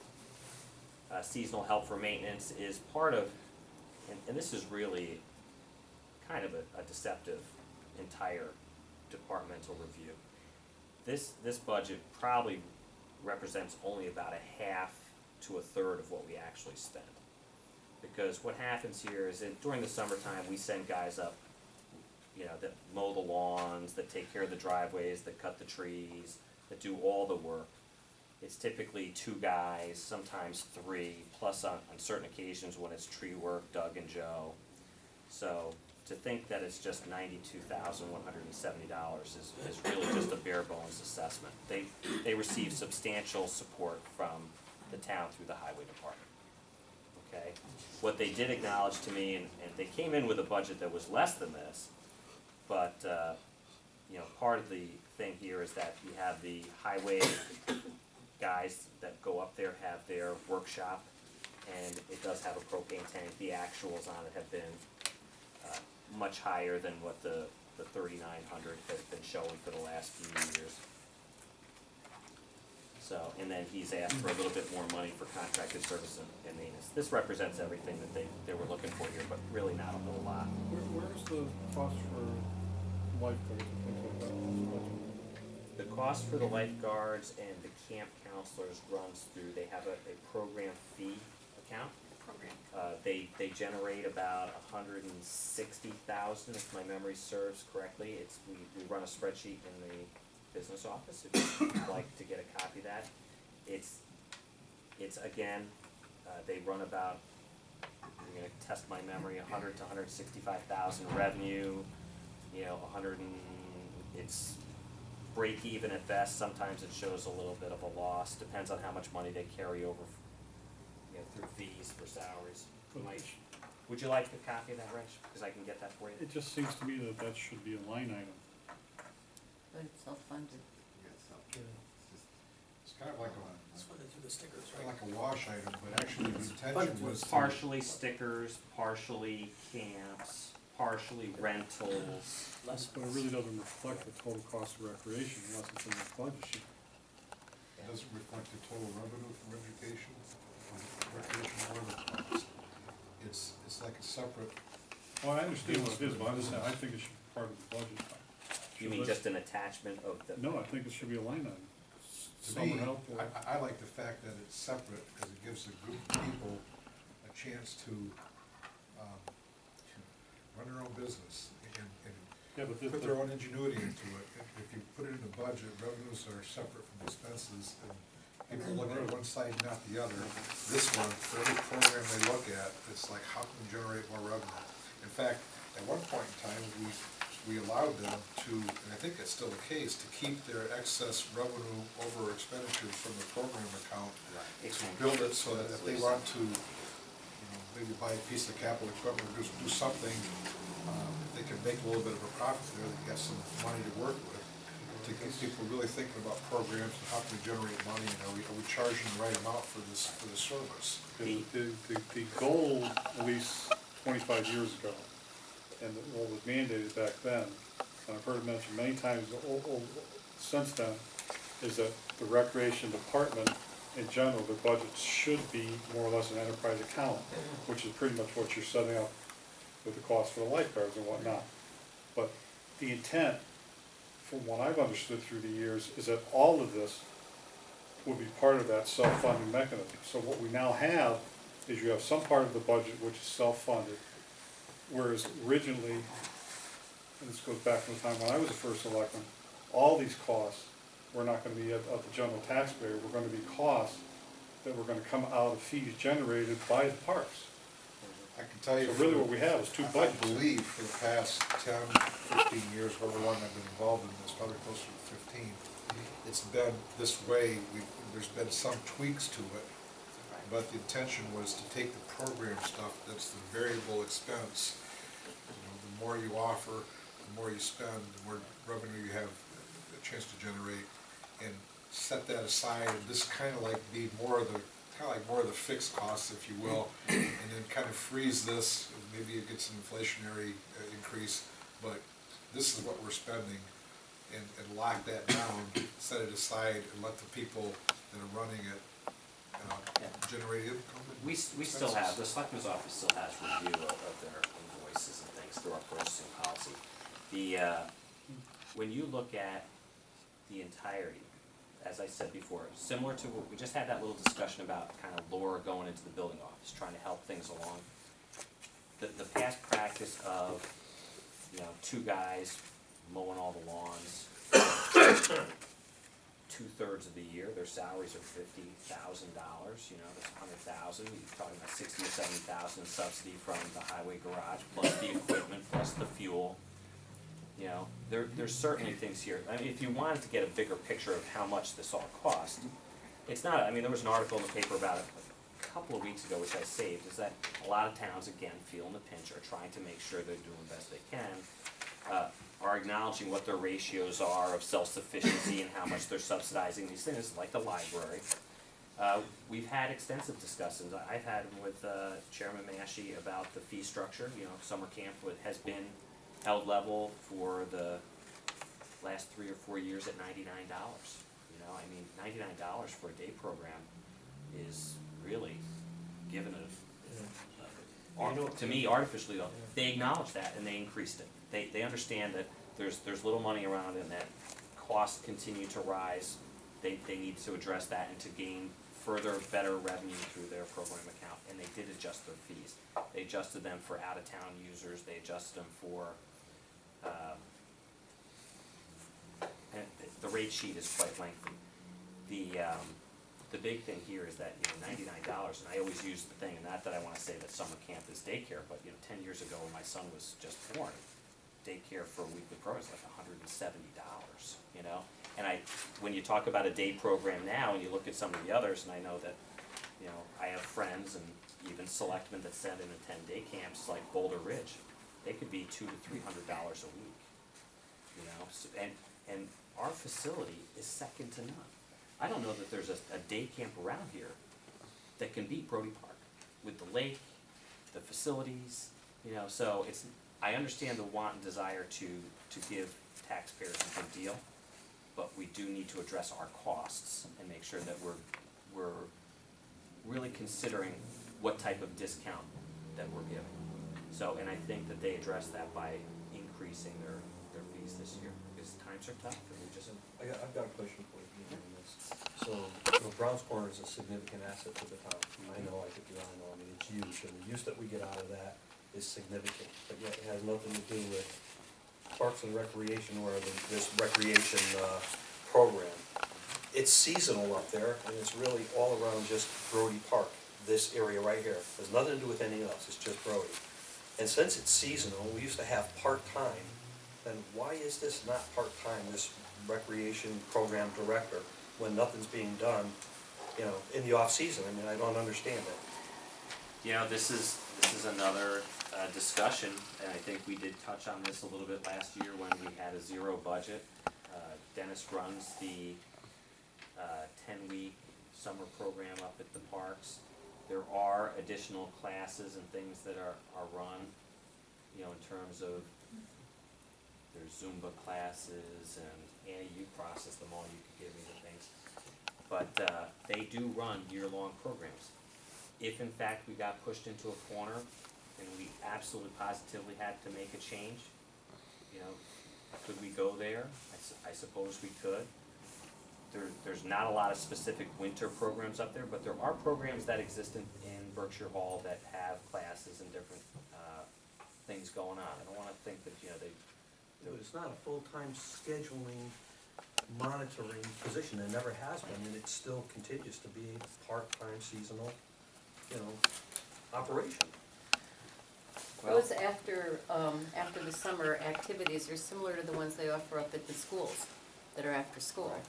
That just That- requires the secretary to print out a brochure and send it around and monitor it. Well, again, we don't really have a recreation secretary anymore, But because we that's have- been moved but we in have- as but we part of a have- prior effort on But containing this costs. has nothing to do with Brown's Corner, which is predominantly all volunteers. You're right. I would just tell you, is that I understand exactly what you're saying. In terms of the youth sports movement, it is getting harder and harder to get people to administer individual nature of the programs. We've had very successful, these guys with their 501c3s, whether it's soccer and Rick Bernacki. Yeah. Rick Bernacki's kids have long since been out of soccer, but yet he continues to go down there as a volunteer with the line painter. Every Saturday morning, set up the goals for the little kids. Phenomenal. I can't say enough about the guy, okay? Long since gone. He just loves it. Someday Rick's gonna walk away from it and say, I can't do it anymore, and everyone's gonna go, what the heck is going on here? He helps, works, does little drainage projects with Rista and these guys, and that type of thing, that valuable volunteer effort is going to be hard place to be replaced. Sally O'Neill and Mike Mangini, those guys, and Lou Castellani and the guys, and Jimmy Budney that have all done the baseball for years, have all started moving on, and now we've got Dale Martin who stepped in on baseball. Basketball is an issue. Chris Soltis did the basketball, he's up at Region 7 all day on Saturday as a volunteer, setting up things, making sure, it's So almost you're like, thinking the director will take that over eventually? I'm thinking right now that we've had some discussions that basketball might be bought back in, and then again, to Reggie, your point about fees and things, and Jim, your point, is I think that in many cases, some of the reasons why they've seen difficulty in being self-funded is that they've allowed the continuation of the volunteer efforts, which have been so awesome over the years, to exist. These 501c3 baseball, soccer, different entities, basketball not so much successful because they don't have anywhere to sell their goodies, which is where they make all their money in their snack shacks. But the rec program has suffered a lack of funding because of the success of the volunteer efforts with their own agencies. If that were to eventually come back in, then you might see improved revenue and a faster segue towards self-sufficiency. It has to come from the volunteers. I think that the baseball program is well-run and funded, and they have their money to do it. Soccer, same thing. They pooled their resources and did a $15,000 drainage project on the baseball field this year with their own money. Didn't ask for town money, didn't need it, didn't want it, they had their thing. They all kinda did a little prorated billing. And I had talked to them and said, if it was really integral, you know, as part of, obviously, we're getting ready to wrap up Brown's Corner this spring, in the next couple of weeks, it's basically ready to go. But I told him I couldn't promise him any money until we got all the ADA improvements done down there, and then we also have some water system issues.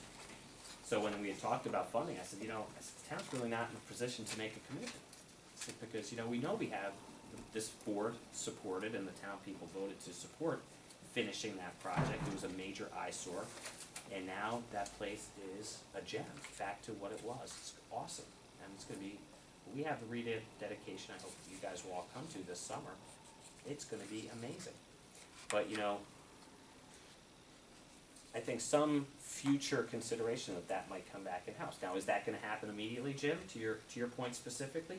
Probably not. It really needs to come, the last thing I think the town wants to be seen as is someone who's not supporting that volunteer effort of these guys who are running successful programs. No, I'm not talking about the volunteers, I'm talking about just up here at, you know, the West Hill area of Brody. I mean, it was part-time, and the program Years ago. hasn't changed, it's a full-time on a very seasonal environment, and yet, we've got all unpaid volunteers down there at the other end of town, doing everything, okay? Your point is That's, taken.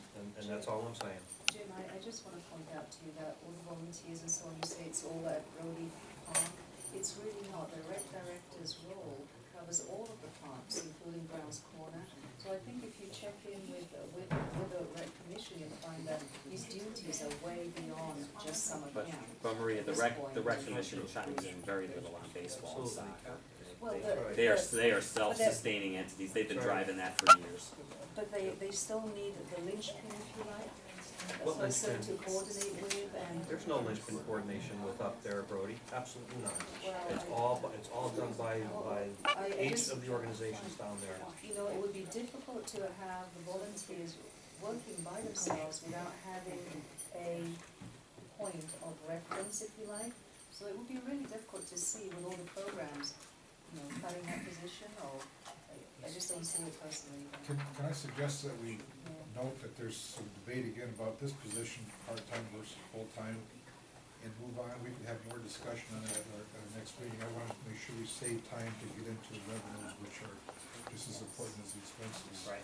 Well, I just wanted to pause on debt service, because I know Gordon was here. We do acknowledge that we have a couple things happening in debt service. First and foremost, we see that we're fortunate that several of these line items have gone down, so we're seeing some savings of about $15,000. Gordon, I just asked that maybe he would take a peek at some future years and see where that's all going. We know that Bakerville, as you can see in the column next to the individuals, is gonna be paid off. This is the second to last payment for Bakerville School. We have talked, just at your last meeting, about what's going on in Antolini and the school board and their capital projects, about possibility of how this all goes out, talking with the Board of Selectmen, you know, cons of building committees and everything, but the big thing here is, A, we're saving money in this year because the price of these things are coming down. Gordon and I were just discussing the fact that that trend on existing debt service will continue. Gordon, you saw some of them? Yeah, I mean, China.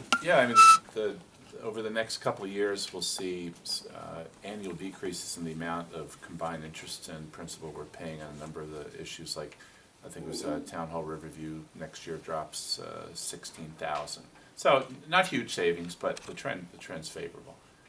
And in a budget, in the town budget, it actually starts to have a reasonable impact. Yeah, I mean, just imagine, obviously, you're looking at a $60,000 increase. If we didn't have the 15,000 savings here, we're doing. Of course, next year alone, that's the good news. Next year alone, that our shared portion of the USDA note goes up. Okay, so while we'll see some savings there, we're gonna see an increase. Maybe what I'm trying to tell you is it's kind of be a wash, you know, next year.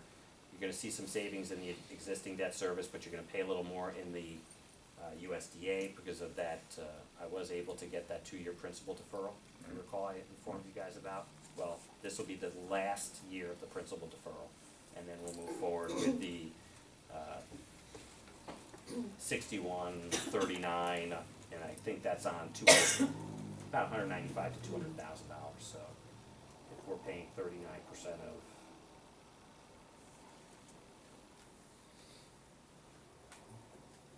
our payment should go to about 75,000.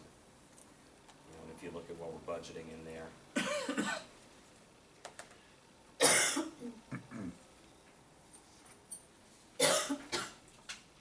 See, it doesn't show you the whole thing because you're showing revenue. You're showing the entirety of the payment, and then you're gonna show revenue on the other side. All I'm trying to tell you is that it's gonna change.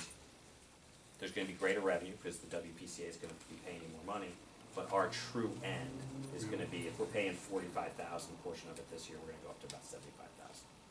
So, okay? And then obviously, What are you talking about? this year is the last of the principal deferral of what we're considering in the budget before you. So So it's next all- year's budget, you're gonna see a change. It's gonna be about 75, you're saying? The municipal end of it will be 75,000, whereas if we're paying 120 right now, you're paying about 45, 46.8. Okay, rough numbers on it's not an even, it's 195,360.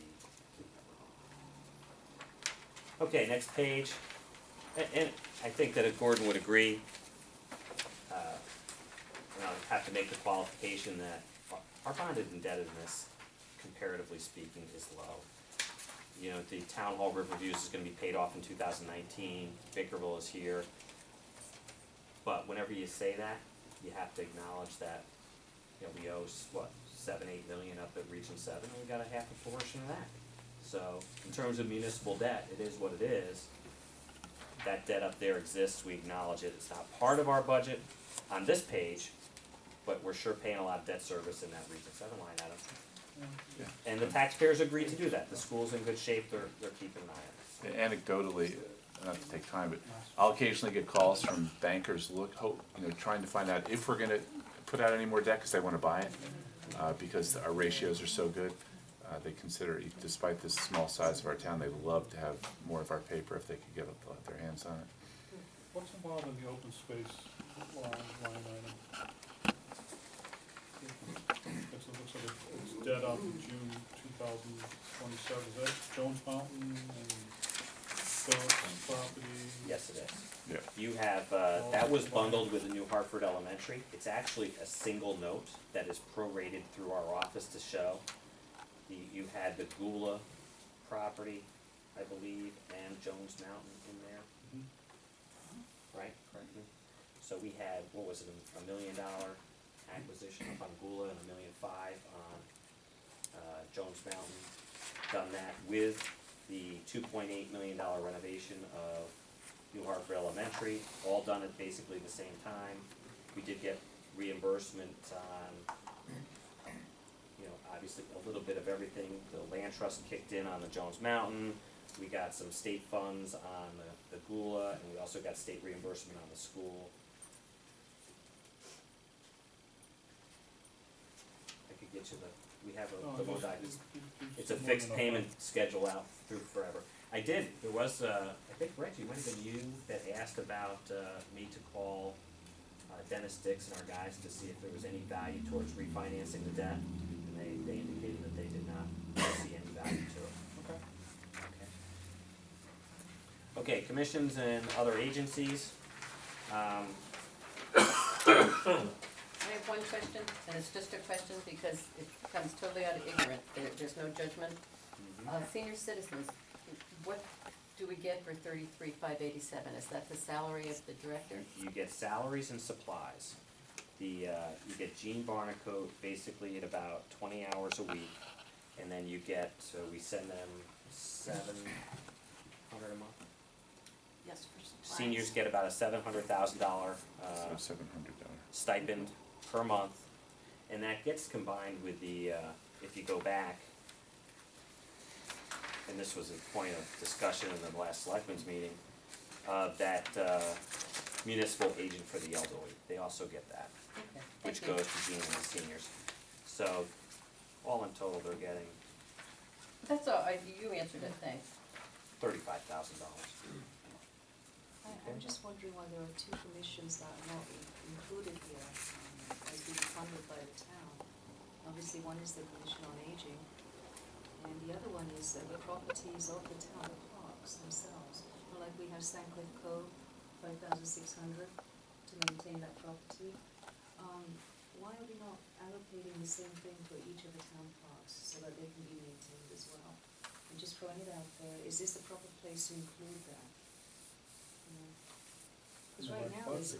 there's no money to In the maintain the rec budget. parks. Yeah. But In I'm the not, recreation budget. well, why is it not here like Sandcliffe Cove? Because it's in the recreation budget. Well, I'm asking, why is it not just a standard payment that we make to have the parks maintained? You give them $34,135 for contracted service and maintenance in their budget. It's in the recreation budget. Stanfield Cove, because it's a separate authority, is listed on that page, whereas the town recreation is listed in the recreation part of the budget. The recreation is, I don't see the parks listed. It's under recreation, contract services and maintenance, is that what you just said? Yeah, and then, of course, we acknowledge that there's, you know, additional How much support is through the broken highway down? budget. Just as an allocation for each of the parks, I would really like to see that. And Callahan Park is such a major concern with the people who live in that area, and every year it's not addressed, You can only do so much with so little. You know, it's generally been a priority to get the nightmare that is Brown's Corner cleaned up. You know, that's really been the focus for the last couple of years. That's exactly what I'm talking about. There should be a basic budget for each of the parks, and then we should look at the exceptional, like Brown's Corner, and allocate money for that. But otherwise, what happens is you get a small community neighborhood park that hasn't had a penny spent on it, or very, very little spent on it for how many decades at this point, you know? And you hear from residents, you know, they would like to see that. I think that Callahan is not necessarily being portrayed fairly in this light. I think it's actually quite nice. We get a lot of people that go down there that spend a lot of time fishing there, a lot of people from out of town. Could the park be different in nature and be turned into playscapes and things like that? Sure, but we have a huge playscape that cost $180,000 at Brody Park. We have playscape at New Hartford Elementary, right around the corner. So we are offering recreational opportunities all over town. It's the thing, it's kind of the thought process that, you know, people need to be patient and understand that we can only funnel, and you guys know, because you're here for, many of you for several years, that you can only tackle so many projects per year. You know, and when you're really dealing with an eyesore like Brown's Corner was 2 years ago, that really is, in my opinion, an open wound. You know, sometimes you gotta take your money and tackle it and finish it, and other things have to wait. So when you drive down to Callahan Park and you look at it, you say, you know, the basketball courts are not that bad, but they're fine, and we have other basketball courts in town. And the other basketball courts in Brody Park were chosen over those by the rec commission to be redone. Then someone has to say, well, hold on a second, you know, we can't go down and do the basketball courts, we just did the basketball courts at Brody Park, you can't have it all. You have to be patient and use judgment. I would tend to go just the opposite direction and move this to recreation so that you can do what Dan's talking about is pick your battles. It's all recreation, where do you want to spend all your share, rather than build out separate fiefdoms and separate budgets for this area. That, this one has been separate, we know what it is, I think it's, I don't have an issue personally with it being there on a standalone basis, but if I was setting it up all over again, I'd probably park it under Just, recreation. I've had it pointed out to me, and there's a small local group on Cottage Street that is actually starting a petition to bring into town hall to have some work done at Callahan, very basic stuff. And I'm not questioning that that should be done. So All I'm what saying we're is, doing- once you start putting separate budgets for everything, it's a baseline that always is there. But when And you they don't- said, and you when don't they pick your pointed, battles, when it's they always pointed there. out to me, why is it that Stanford Cove gets 5,600 no matter what, you know? No matter what else is going on in town, but a small neighborhood park doesn't get any money, you know, and I just put the question here. It just seems to me this is the appropriate place But that's to do really it. that's not a good argument though. No, I mean, Stanfield it's not. Cove is a staffed organization, town beach that has lifeguards and requires work. And a lot of residents from Hartford use it. Oh, yes, And but it's they it's also also have shared said with Barkhamsted. That's right. Yeah, And no, That's it's- probably we're not- why it's Plus, Yeah, a yeah, separate they're authority. the Yeah, but standard hold code on, authority. hold on. You wanna be fair across the board. They have sticker sales the way, the beach does up at Brody, But okay? again, we just acknowledged that Brody is not a self-sufficient organization. They require funding from the town, as does Stancliffe Cove. So it's the As same. far as the lifeguards and so on, I think. No, about the entirety of running their organization, Rhea. You can't just pick a one little section and think that that's the entirety. You gotta look at the whole thing. I don't think anybody on this board is not acknowledging that Callahan Park is a piece of work, because we all do that, and I know it's. And there's you know, money in the it's budget for it this density year. in the center region here is pretty heavy, and so it is a walk-through park. Again, it's a good point that there was some playscapes at New Hartford Elementary as well, though. And, you know, you gotta pick and choose, and that's not for this board to do, I think it's up for the, you know, the selectmen as well as the rec commission to do that. And that's where that goes, so the points are well raised. So Bring it up. a parks budget, just for the maintenance of the parks, equivalent to Stancliffe Cove, is not something that you see as fitting into the overall plan, I think it fits in the recreations plan, okay? personally. So not a lot of changes here in terms of, when you talk about the finishing up on commissions, part of that, process here is, Oh, and the second part of my question, the Commission on Aging, they don't have a budget, I know you had a discussion at the Board of Selectmen. Should they be a line item like every other commission? well, I think that what we're dealing with here is that we acknowledge that we give our seniors, many of which are overlapping, $35,000 through Jean Barnacote, who actually acts as the municipal agent of the elderly and works for the seniors. And we're asking them really to share. The folks that came before us really didn't have any concrete, tangible budget or what they wanted. They said they wanted to do a focus group to kind of decide what their future needs were. And, you know, if they want to do that over the coming year and see where it all goes, that's fine. But I think that Jean Barnacote upstairs has said that she's willing to work with them and see if they can't make it work in their existing budget. You know, A commission should have a certain amount of money to fund their duty, even if they don't have a specific project to present to you. EDC receives $15,000 a year. Okay, they don't come in with a specific request for $15,000, they have a line item. And you're suggesting we have more of those. I'm suggesting that every commission that we have already established should be funded, however minimally.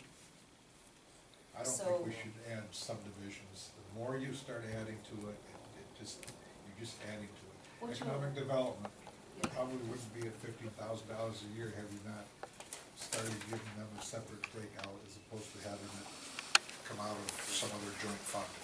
A lot of these discussions, though, this is really under the control of the Board of Selectmen. I mean, I understand what you're saying, but you as a citizen or as a member of the Board of Finance, I think you should be talking in the Board of Selectmen's meeting about these kinds of things.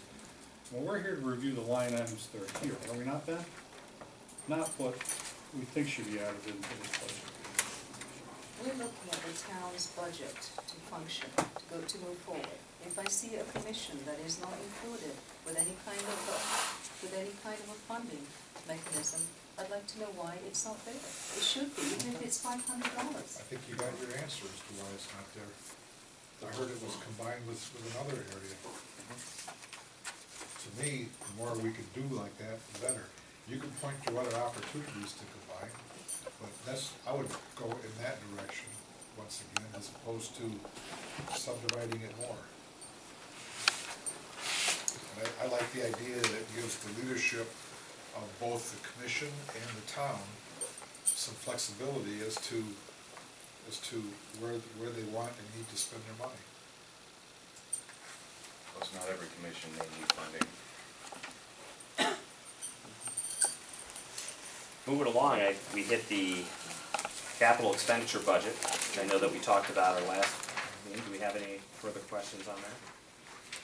I suggest as we get to the revenue, make sure we allow some time for revenue. And if we wanna go through more capital discussions, we can. I would tend to go at the next meeting. You've got the budget, we've understood the revenues, we've understood the expenditures.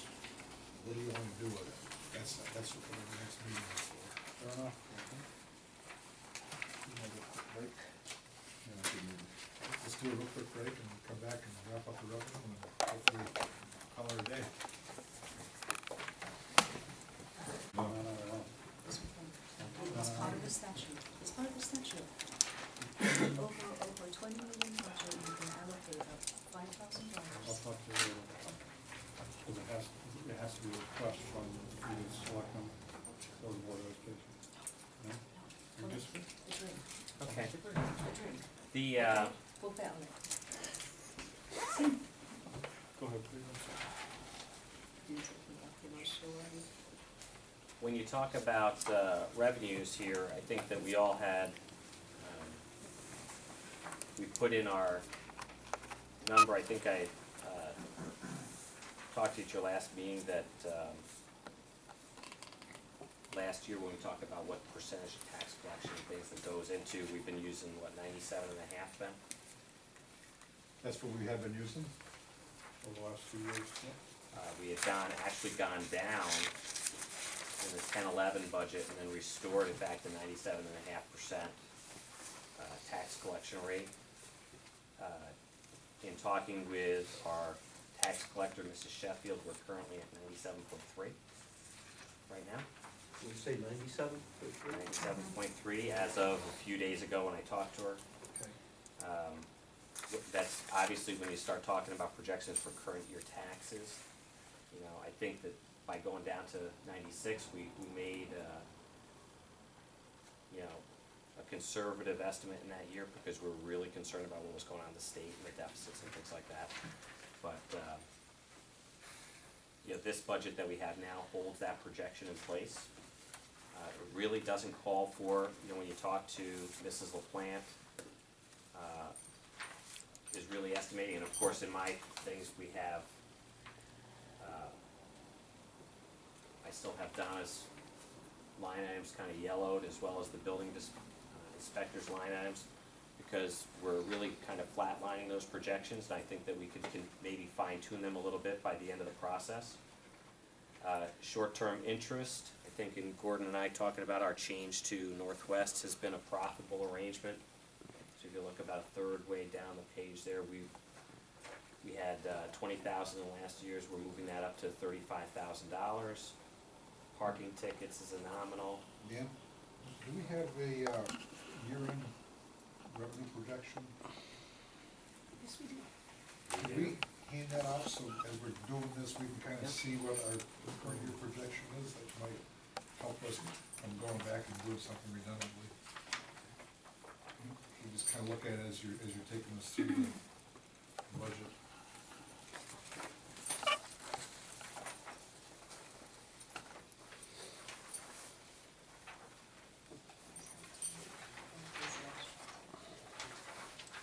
Do you want to review this document first and give Annie prepare this for us? Annie, you want to give a short Okay. summary? I'll just cut to the chase at the bottom here. Right now, we're at a negative 23.5, okay? Not to worry though, as you can see up on surplus, I did not pull any surplus in.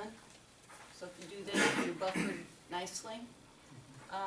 Tax collections, the way Linda Sheffield gave it to me, what she does is she puts current taxes with motor vehicles together. Combines those two, okay? Down a LaPlante, town clerk fees are down a little bit. She says where she gets the bulk of her money are in sales, transfers. And that just isn't happening right now, so she's just a little shy there. Other income, I don't think we're gonna quite make the 72.5. We are, however, and I did include this, we're getting a KERMA rebate on our insurance of $11,902, okay? Let's see, That's attributed to workers' comp and the lack of experience ratings. The town has actually been performing well and people have not been injured at the same rate as in past years. So when they see excess revenues, they rebate it to the member towns, and we've been doing well, so. Thank you, yes. And let's see, retail sales, that is that municipal revenue sharing, which makes up 3 payments, so that's where we'll be with that. And it is what it is. Any other questions? I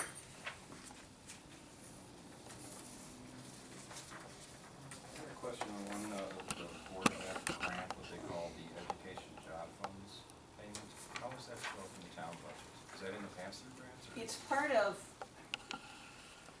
they want that stuff separate. It's kind of like the ECS, but how I record it in my, But that one is those handled monthly like a things? pass-through where it's supposed to be an offset, right? There's both a revenue and expense. yeah, and see, the Board of Education handles that because they can't receive any of the monies. So I just record the revenue into the general fund. And I don't know how they stand relative to the expense, but yeah, it's supposed to be. Because I think you know they're showing It's going away. the delta amount, they're showing the net expense. Okay. And that's why they've got a sizable increase, because they're losing some of that grant money, but they still have the expenses. Okay, but without going into the details of what that pays for, is that $100,000 in the, what's the time, the 2011-12, is that in this revenue item and the, you know, there's an offsetting? No, that doesn't include Sorry. that.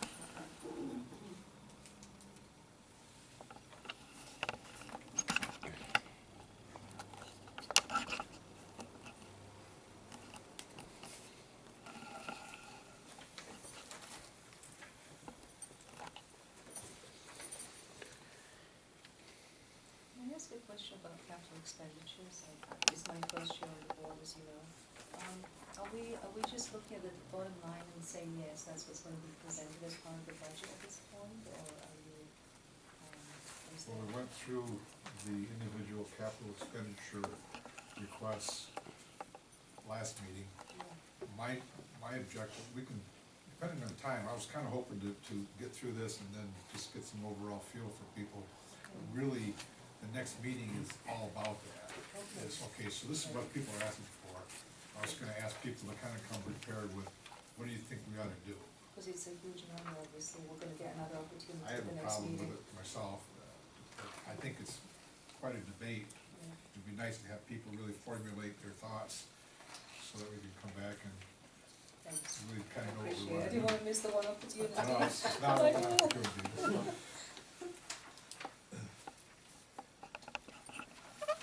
Like- In your budget for your property taxes, and you're including in there the interest, right, and liens and stuff like that, is that what, where does that 80,000 that you usually have budgeted? 80,000, are you talking about the prior tax line? Interest and lien, yeah, well, you got 150, but I'm looking at your, I'm looking at the audit report, and interest and liens, fees of $80,000. Those are for late Yeah. payments, late Where is taxes that are Where is coming that in. on the revenue? Where is that in the budget? Do you budget that? Well, yeah, we budget it also, and I report it You don't monthly have to you guys. The prior taxes, is that what you're talking about? Where is it? I don't see Well, it. It has its own line item. Oh, there it is. Right underneath the prior Yeah. taxes.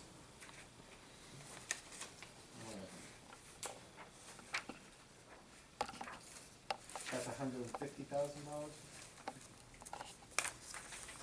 For the prior taxes. For prior taxes, and then right underneath that I is got it. fees The and fees and fines.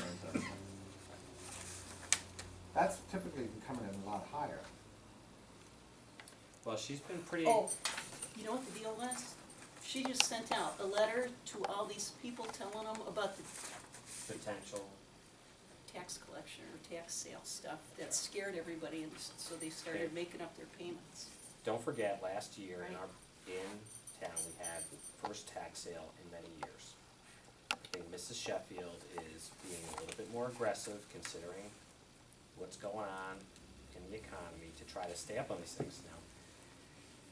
Some of these different properties she works with and she notifies and they start making payments or whatever, but they're still technically in arrears. She had talked to me, and I think I mentioned to the chairman, if not the whole board, that when you talk about a capital expenditure or some portion here, is that typically when you do these tax sales, if you have a problem, you look for a marshal who then generally does it all himself, and then he adds a fee onto, you know, what's owed to the town. In the first experience in the go-round, where we had 4 properties that were under consideration to be sold, 3 of which actually were transferred. I don't know that Mrs. Sheffield, in going through the process, was 100% satisfied with how the sale went and the service that was provided and the relationship. And there are other alternatives where you could go to a law firm to do it, you could pay to do it. And she's expressed concern to me through the Board of Selectmen is that perhaps when you talk about capital line items, something that rolls over, you know, maybe we should have $10,000 or $20,000 line item somewhere for potential tax sale. Of course, my response to her is, A, it's a painful situation to go through a tax sale again. We just went through one. You know, I would be looking to smooth the collection process, you know, more notice, pressure, pressure, pressure.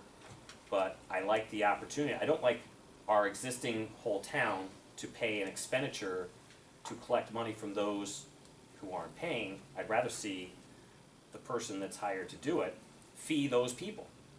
You know, why should us or any of our neighbors go through that process to bear an appropriated expenditure across the board in the town? I mean, we already pay a tax collector fee, but if there's a special assessment, sort of, to do this, the best avenue, I think, is to get a guy who goes fee for service and then tags the fee onto, you know, the specifics of the property owner with that 2 taxes.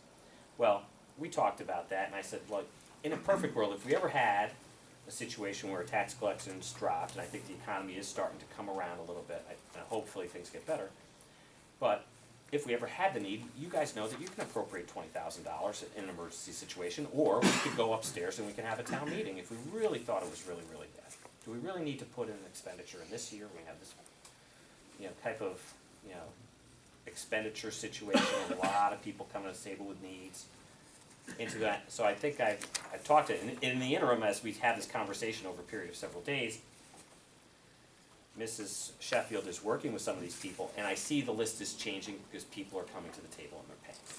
So when she gives me a list of maybe 15 property owners, and I say, well, how we doing? And she strikes out 6 or 7 off the top. I say, well, do you really have a problem? Or is it something that is just requiring a lot more monthly maintenance to keep up on things with specific peoples to make sure that they make an agreement to pay monthly, and they come to they're still bearing, you know, late fees and fines, but it's just a kind of sign of the times that maybe she's having to go about how she collects differently, you know? So, I didn't put a specific allocation in. I think we talked about it briefly, that there might be the possibility, but I think that upon her really getting somewhat aggressive with these folks, the checks started coming in. So, and as I said to her, when I asked her specifically, you know, Mrs. Sheffield, what exactly is your tax collection rate right now? And she says 97.3. You know, if that was 93.3, I'd be worried. But we're at 97.3 with a projected revenue of 97.5. So we're close to what we anticipated at the time. What's she projecting for year end for tax collection? Do you know what percent that is? No, she didn't say in the that.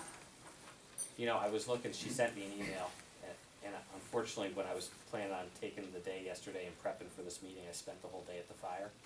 I know that I have correspondence from her in my email box that may be relevant, but, But there's no, see, for projections to the end of the year. yeah. Now, you know, yeah, my question was more that last year, I think we collected over $50,000 more than what was on that line item of the 80,000. Well, and that's something that where we got into here, and when we went to the budget, this is in need of revision, and this is something that really we all do. My past practice over the last couple of years is this really gets down to almost the last meeting here when we really finalize these revenue estimates. A lot of our discussions with Mrs. Sheffield and Mrs. LaPlante and those departments downstairs, as well as the building department, the tendency was to, on first thing, is say, I don't see it getting any better at this point in time while we're working on it, I want a flat line. I'm not projecting any more or not, but if that's an area that we, as I say, when you look at mine, the rough data stays yellow until the end, and acknowledging that, there are several line items that go through to the tax collector and the building office that we wanna really consider to have a tight number. So, this is by far, early in the process. So, the big thing that you, see here that's on our new list as opposed to the old, I mean, if you go down right before that education line item that we're just delving into here, is that the retail sales tax will go away in favor of the manufacturing transition grant next year. So that's not on the expense report that you've seen, but we're projecting that we're gonna see, 110,000 there. Obviously, the WPCA split is right above it that we had just talked about. That's the money that comes in from the WPCA for their portion. That's gonna be part of our life here. That's gonna go up to, in the following year. Oops. That transition grant comes from the state, Dan? Yes, yeah. And Alicia's really been keeping up on that. And then in the following year, you're gonna see that 71,000 a year out go to 119,000 on that WPCA in 13-14. The pass-through grants, I guess it's not the same number, it looks like the same number, yeah, it is the same number. Yeah. Why would that be? Pass-through grants, those are supposed to match, revenues and expense. No, I'm looking at the revenue from, the prior year versus revenue from this year, and they're exactly the same. Right. And I think when we asked Dr. O'Reilly for an update on the REAP, he wasn't prepared to give us it at this point. Yeah, the school budget for 2011-12 has 266,000 in grants showing up as an offset to their budget. And that includes the 100,000 or so for the education job. I guess the real thing is we need to make sure that we're not Yeah, so there's not a missing gap any there. or double Right. counting. Yeah, the school district has sometimes double budgeted pass-through with, their regular budget. Essentially all their spending is included in the regular budget. They get pass-through amounts, then all of a sudden they use that as an offset, so that frees up a bunch of money. So it can create a gap. Well, In the case of this year, it's the opposite. Well, it depends on, that's why I was asking about where the education job fund was, whether that was in there. the thing that I wanted to just make you aware of in the revenue thing was the implementation of that new line item in the manufacturing transition grant, which you'll see in ours after the retail sales. And then just the acknowledgement that for budgeting purposes, until we make a final decision, we did project to use $144,979 in revenue to fund the budget on that last line down there. And I just flatlined that until this group came to that decision of how we would do that. The above, based on the current estimate, until a change is made with a decision, if in fact we were going to pay cash for a school-funded project on windows and doors, if you were to go back again to that capital allocation for the $526,000 where they're projecting upwards of $200,000 to be reimbursed to the town. My thought process on that was that it's kind of a tall order to think you get all 200 back in one budget year. It just doesn't happen that way. So that you can see also above that in terms of revenue from school construction, if the current plan in place as proposed were to go forward. I don't think you should be putting in 200,000, but maybe 125. And we could debate whether you wanted that to be 150 or whatever. It's just, when it comes down to it, I think, A, it's a tall order, but you gotta put some revenue in there. I just don't know what it would be. My thought process was that it's probably gonna carry over 2 years. We all recall last year, what did we pick up, 60,000? 60,000, I think it was attributed to the New Hartford Elementary project that had been done for several years. You know, they do not pay all of it out in a single year, it just never happens that way, so. So if we decided, as an example, at the next meeting, that we don't wanna spend that much in capital, we wanna bond with the projects, then we have to make sure we come back and Right. remove this revenue offset. That's right. But for current proposals as they stand, it's appropriate. So, you know, there's some decisions that have to be made here, and some adjustments like we're all talking about. You know, maybe there is some, need to adjust, before we get to the budget hearing in terms of, you know, Mrs. LaPlante's estimate on what we're gonna get revenue there. You know, the building department might see some tweaking, but, those two items down at the bottom there really are conceptual, because we really gotta decide on how we're gonna go about it. If the goal is to pay cash, then the revenue is appropriate. If we are going to move towards a bonded project, then we might want to, again, if we thought a building committee would be authorized within the total of the budget year, we might wanna have a short-term interest payment within our debt service to cover a possibility of acquisition of a van, which we've done before we go to permanent financing. There's ramifications out there that we have to talk about, which Gordon and I could give you a proposal. I think the last time we did the short-term financing was like $30,000 or $40,000.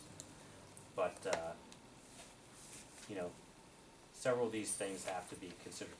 You know, most of like the Town Aid Road and the LOSIP and things like that, we've gone through the state numbers, and those are firmer numbers, but, you know, it really depends on the big, elephant in the room is the capital and how we'll go forward with that request. You know, that's really what's driving the tax rate in terms of, well, exclusive of the discussion of operations through schools, of what that rate of growth will be. But this is something that really needs to be decided so that we can clarify it. I don't think it's a good thing that we continue to, if we don't think that it's really gonna go that way, I don't like having numbers like 6 and 6.25% tax increases out in the newspaper, for longer than they need to be out in the newspaper, if in fact we're really gonna change course on this. You know, and if it is the will of the chair and the group that we're gonna make a decision on this, I think it's better in the shorter term than the longer term, because people are reading 6% and calling me and saying, Dan, is this really gonna happen? I said, I think you're gonna see a substantial revision, maybe a creative solution, maybe a bond, maybe not, maybe we'll pay cash. But in the present, the way that the capital request for the windows and doors is what was proposed in the here and now. Of course, this group can choose to fund surplus money out of the budget and buy this down now. Nobody has told me specifically what they want to use. You know, if I put another $250,000 into fund balance into this equation, that number immediately comes down. You know, right now, in the computer, I could tell you what that does. So, It also, depending on how you use it, I suppose, it also creates a hole for next year. If you use it to fund an extremely high year of capital that you know you're not gonna have in the next couple of years, then it doesn't create a hole. But capital as it's presented, you get 500,000 from the school, then it goes to 140, then right back up to 500,000, so it's not a one-time hit. the importance of the conversation, and Ben and I have talked about this, and I know I've taken some of you aside, is that when we sat at this meeting last year, there was no forewarning by Region 7. I'm not trying to say anything bad. Those guys are working hard, whatever. But there was no forecasting of this type of dramatic swing in population, okay, that would create this type of funding problem. Their estimates are the best they can have, but the overall reliability of those estimates are weak, okay? They do the best they can. They project that people will continue to go to 3rd grade, to 4th grade, to 7th grade, to 8th grade, to 9th, and it doesn't take any consideration into what's going on in the real world, where people are fighting for jobs, they're relocating, selling their homes, moving to different areas, you know, the impact of the other towns. if anybody who sat at this table or went to any meetings last year, there was no forewarning of an 8% increase due to a significant change. There was just no talk about it at all. I understand it. I lived with it for 10 years at Region 7. It comes out of the blue. It could happen again. You know, I'm just saying that we have to consider, in acting prudently for our town, what the consideration and the impact and the potential hazards are of overstacking revenue into the budget to create a huge hole, if this were to happen again. So, I think we can manage it. I think we can do things, but we have to tiptoe, make sure that we're proceeding in the right path so that we don't expose ourselves to more risk than what we all agree is appropriate. So, This is a point of reference on the surplus, as it's come up. Looking at the town audit report on page 15, it shows that what they call the unassigned fund balance in general fund is $3,082,000, which is 14.1% of the total budget. So right now, the way it's reported in the audit is we're at 14%. If you take that same 3 million, okay, if it move it ahead 1 year, that's 13.4% of the new proposed budget. Okay, so just because the budget's going up, the percentage goes down. Plus, we've drawn 2 1/4. We've drawn 2 1/4, but we haven't taken out 144 that we planned on. So it's coming down slightly. 13.2.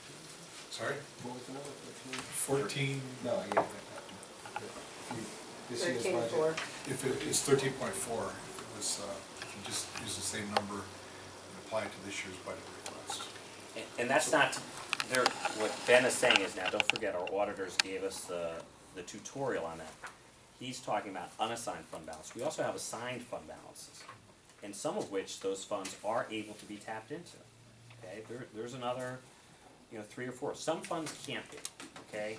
They can't be taken, but in total, you're dealing with probably $3.5 million, of which some of it has very specific references and has to be used for, some of it not. The important thing to remember here is that the unassigned is a little over $3 million. $225,000 has been allocated for the town, not deducted from the total yet, because we haven't spent it. We'll go this summer. But that ratio does move. As you spend more, that ratio goes down. So. Saying we should decide whether we're gonna leave them as they are, for the motor vehicle supplement fire taxes, or based on the current year's collection, bump them up. Okay? If you're gonna do that, you have to look at the town clerks in the other direction.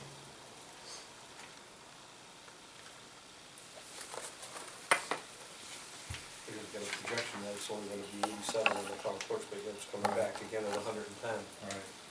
I know, I agree, I wouldn't be projecting that number. I think we should plan for it, not meeting that number, if that's the case. And if we're gonna do that, we should take a look at the other ones that are gonna be done. I guess I don't recall the assessor revenues, was the outsourcing of the assessor. And that's cool, right? Yes. Present day. Well, don't forget, I'm just trying to clarify the specifics of how she approached the question to Mrs. LaPlante on the 87,000. If that's present day, March, spring sales season, transfers, you got till June 30th. It's present day, it's year projection. Or is it year end? Well, it is a year-end projection, but her sales are off. They're not what she projected. She did say that the number to keep it flat for next year would be acceptable.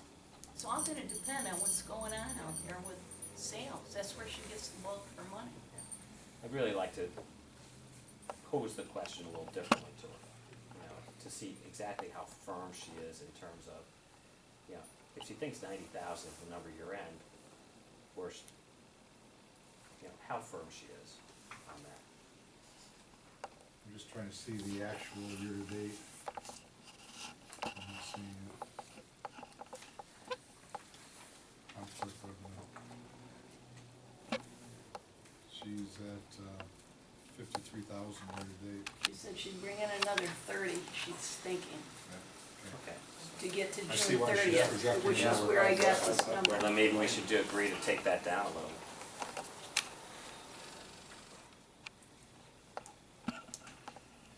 But those are the things that I think we ought to have a look at for our next meeting to see, you know, not just the expense side, but on the revenue side, is there anything we wanna tweak as well?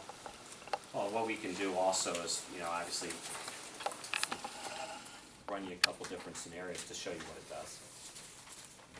And I think it's not really, you know, if you wanna see in combination with that, some estimate to move the, you know,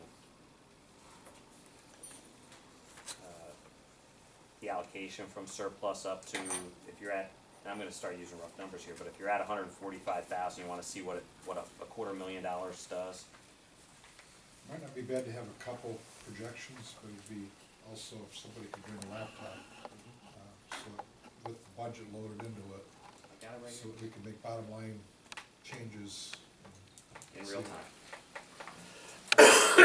You know, like I said, the big thing is that when you put $500,000 of capital spending on windows and doors, it's on the expense side of the equation, what's driving the debate right here. Because these things will help, definitely, if you get an extra, you know, $75,000 or $100,000 out of this net. You know, you bring two of them up and bring one of them down, but we gotta decide basically on the expenditure situation is the bigger question, proportionally.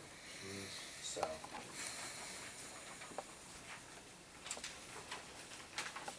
Any other questions or comments on the revenue sheet? We've seen it before at our last meeting, but the last page looks to me like it's the same format that we've used in the past years, keeping the collection rate the same. And showing what the increases in mill rate and increases in taxes. and I think I told you that when I was talking around, the impact of the school board up at regional deciding to change that would get it to, I think it was 6.01%. Okay, so I have the schedule with me, but our next meeting is did you want me to special meeting. plug that in right now? I can tell you what it is. We've got a special meeting, I forgot the date, I don't have it with me.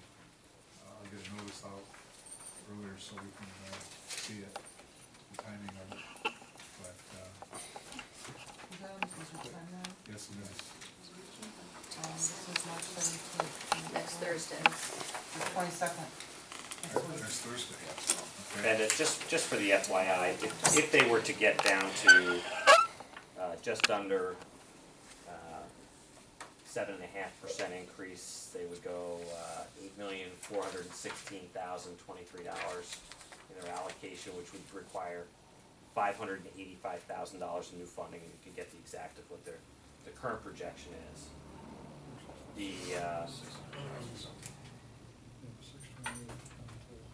That moves the tax increase exactly to 6.01. So Is that at a 2%, is that what you're projecting? 1.98. 1.98 for regional, thank you. 1.98. So every little bit helps, and we're thankful that they're working hard up there, but we still acknowledge we got some work to do. So, any other questions? Anybody want to institute a line item for lottery tickets? Powerball, Mega Millions? I didn't see anything in there for the steep, for the road for True Central in that area there, is that something? It's just how you do plan for that, or is that following year? we have to fund that, any We do steep grant that as program. an offline kind of Yeah, thing. it doesn't go through the budget, but, we have to, that would be a different issue, because we do have to fund it up front, Right. right? Yeah. And then we get billed in arrears, but technically, what's the name of that fund that you, they changed the name of it? The municipal, revenue sharing? No, I'm thinking about the other one, it had a weird name to it. We do that all Right, okay. off budget, so, another lengthy process, Yes. paperwork. But we're looking forward, it's moving ahead, and the building committee has done nice work on it, No, so. that's okay, I just wanted to make sure it was. So as you pay for the projects, you don't plug in the numbers as part of the budget at any point? They don't follow a fiscal year. Yeah, That's the problem with it. yeah, it's good to know. But we do acknowledge that there is some funding to support that grant in the budget, and that's in the capital, so. Good work, I think that that's one of the, when you look at the budget, we have a couple challenges before us, one of which is the downtown parking situation, the other of which is the, field space and the, how we might solve that with Antolini expansion.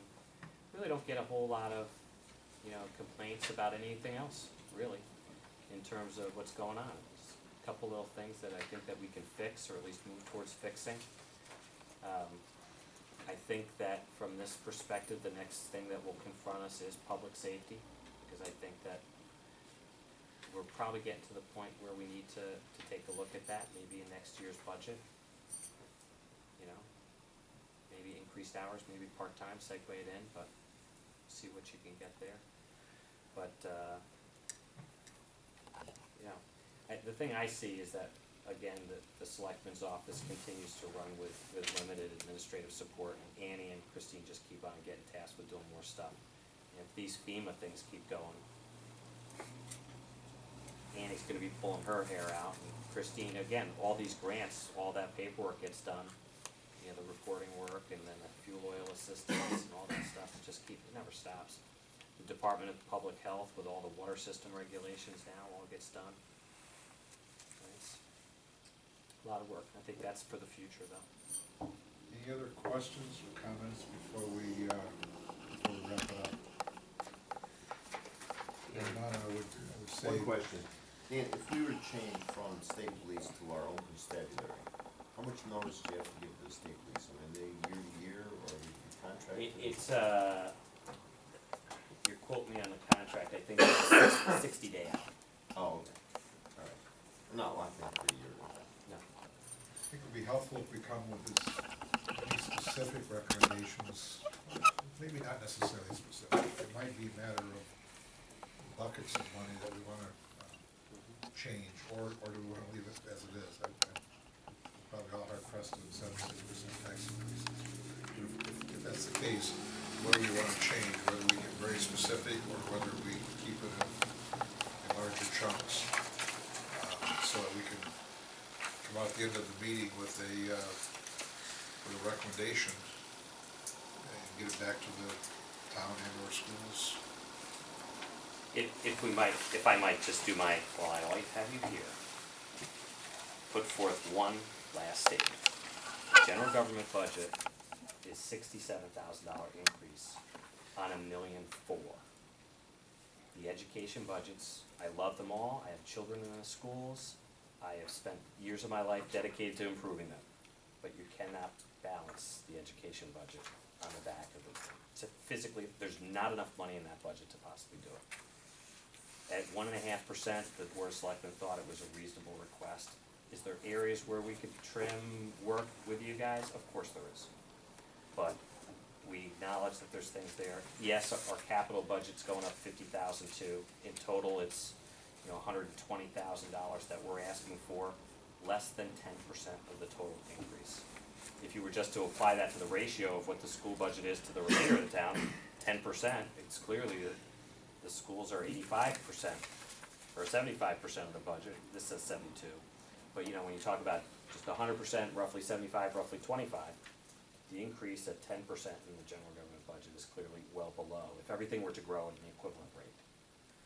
Like I said, that being said, we all live in the real world, and I understand that accommodations need to be made if there's something that you guys wanna speak with me about or are moving towards there's an end goal, if there's dollar figures that you needed to do, I can take that to the board of selectmen and we can talk.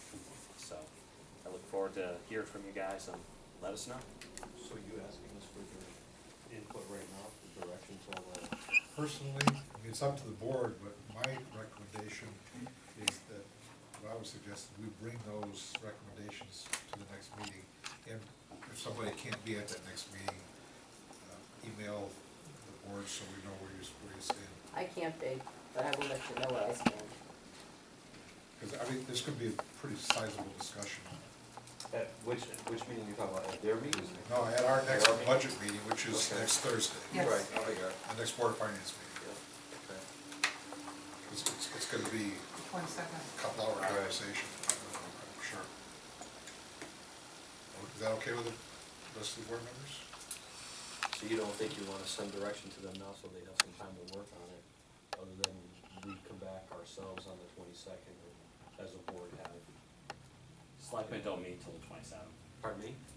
Selectmen don't meet again till the 27th, so. Board? Oh, I don't know. Board of Ed, I think they're the first and second, or first and third, right? Tuesday. I Unless mean, they have if a we wanna special stick around and debate the suggestions, we can do that. But I guarantee you, it's gonna be over an hour. Okay? meeting. All right. I personally would say, let's have that meeting to do this and get back to the people and say, here's what we want you to do. Are we okay to send, maybe send, each individual send an email to the chair? So we at least have, you can analyze it and take a look at it. I'm fine with that, if we wanna do that, but if you're gonna do that, let's not go back and forth. If you wanna do that, Just one give it way. to me so that, and copy the rest of the board, so people can see what your view is. And then all it is something you're gonna present at the next meeting, but it gives other people a chance to see it in advance. Just be clear, you don't wanna have banter back, and that could be construed as illegal. You wanna send a note to the chair, an individual note, that's fine. Or an individual note to one of your colleagues, but when you start getting into back and forth about what, then that's really, you start getting into the area where it may be construed as a meeting, okay, and then it's not posted and people don't have opportunity. That should take place at this table or I would upstairs. suggest that each individual, if he or she wants to, just send that one email to the chair, copy the rest, but no email exchanges after that, and that's it. This is where I am, where I think we should be focusing, to send direction to the boards, and we can discuss it as a group on Thursday next week, that's all. So it's legal for me to send it to Ben and Yeah. CC it to everybody else, Right. but not to But then you have can't start, somebody you say, can't okay. respond and comment all this, I think this, I can't say, think that, I yeah, agree with you're this. out of your mind. Right, And if I wouldn't do anybody- that, you can't do the trouble always Put it starts on when your you start Facebook saying, well, what if we all agreed to do this? Oh, yeah, I get it, I just wanna make sure I'm That's not doing anything wrong. that's, you know, that's the thing that FOI will tell you is a no-no. But what if we just send it to Ben, and then Ben sends forwards to the rest of us? Is that possible? That's kind of The the only same thing that that'll accomplish is to let other people know your thoughts in advance to the meeting, in case they wanna think about, I don't know, that's all it's gonna do, we're still gonna have the discussion, I think we kinda have a rough idea where each other's at. I'm just gonna give you 4 bullets. Budget, Board of Finance number. That's it. I'm not gonna give you any detail, so, where I think we should be. 4 items, capital. That's one Board way of to Ed, do it. Board of Ed, town. I'm not That's it. suggesting everyone needs to do this, if you wanna give it people, I guess I don't see it. I can give it to you now, but you don't wanna hear it. But you know, Jim, in saying that, I would just say that that's fine with me personally, or maybe Ben, we all have our different ways of doing it, but I would also not, if you're gonna send the chair a recommendation, I think you can't, the big question is that capital number and addressing it, you can't just, I mean, the operations is one side of the question, the other side is the capital and what your thought processes are on funding and through either fund balance or building committee in the future when Bakerville pays off. And then separate question would be above and beyond that, what's your thought process about how much, because that big X factor in that budget is how much fund balance are we gonna use to buy down thing. But you said, when you say fund balance, what are you talking about, our surplus? Yes. Yeah, but I think this is a very contentious point that we need to discuss and address now. Because I don't think I would be willing to fund anything with surplus, because in my opinion, if we have a surplus that is outside that ratio that we should agree on, you know, relative to percentage to the budget, and if it's 11 or 12, we say it's 11 or 12, and anything beyond that, I don't think we should be applying it to buy down anything, because we're overtaxing the taxpayers. And if we use it, their say-so, then all we're doing is something that they don't have an opportunity in the voting on in the polls. And I just don't agree with buying They down always things have- with surplus. They always have an opportunity because they see it. No, because we're overtaxing them, and if we're gonna use it to buy it down, we haven't adjusted the mill rate properly to give the taxpayers a But they'll dollar see, break. but that transfer will be built into the budget. That's If right. you wanna do it the They're gonna- right, they're if you gonna wanna do charge- it the they're right gonna way, pay then for go it to the twice. polls with the whole 6% and let them accept it or reject it. That's what I say. That's, shock is shock, but reality is reality. Let them have an opportunity to accept it or reject it. Why fake it and pull it down with surplus? So how would you bring down that surplus number? Adjust the number, and then we adjust the mill rate. That- You're saying the same thing. I You're don't see arguing the both difference. sides. Yeah, but what I'm saying here is when we went to the polls and approved the budget last year, did people in town know that they were gonna be overtaxed and it was gonna end up in surplus, and the year before? No, they didn't. They thought that we were going to be taxing them appropriately to cover what we needed to run the town, and so the boards of education can perform what they need to do. I think your audit says that we in fact have done that. The day that you try to cut it too close and the audit comes in and says you don't have sufficient revenue to meet your expenditures, the day you got a problem. I You hear can but I try just to, you don't can wanna try to end- get so I don't close. wanna end up upstairs on the third floor with a hand raised in a town meeting by a few people voting to fund these surpluses there, and it wasn't in the budget. That's all I'm saying. It's the wrong thing to do. You have surplus in this year, you've had surplus in the budget for several years. How much is it that we should carry is the real answer. What's the question? Should we carry 14%, 16%? Should we carry 11%, 12%? If it's 12%, then we ought to go based on 12%. And then you're saying that the difference should be then allocated at the end when we've set a mill rate to reduce it, or no? I'm trying to Yeah, understand. absolutely. That way Okay. the taxpayers at least know what reality is. Okay, I reality got is, you. yeah. Right. Somebody's gonna be overtaxing me and then shows up somewhere else, I'm gonna be very upset.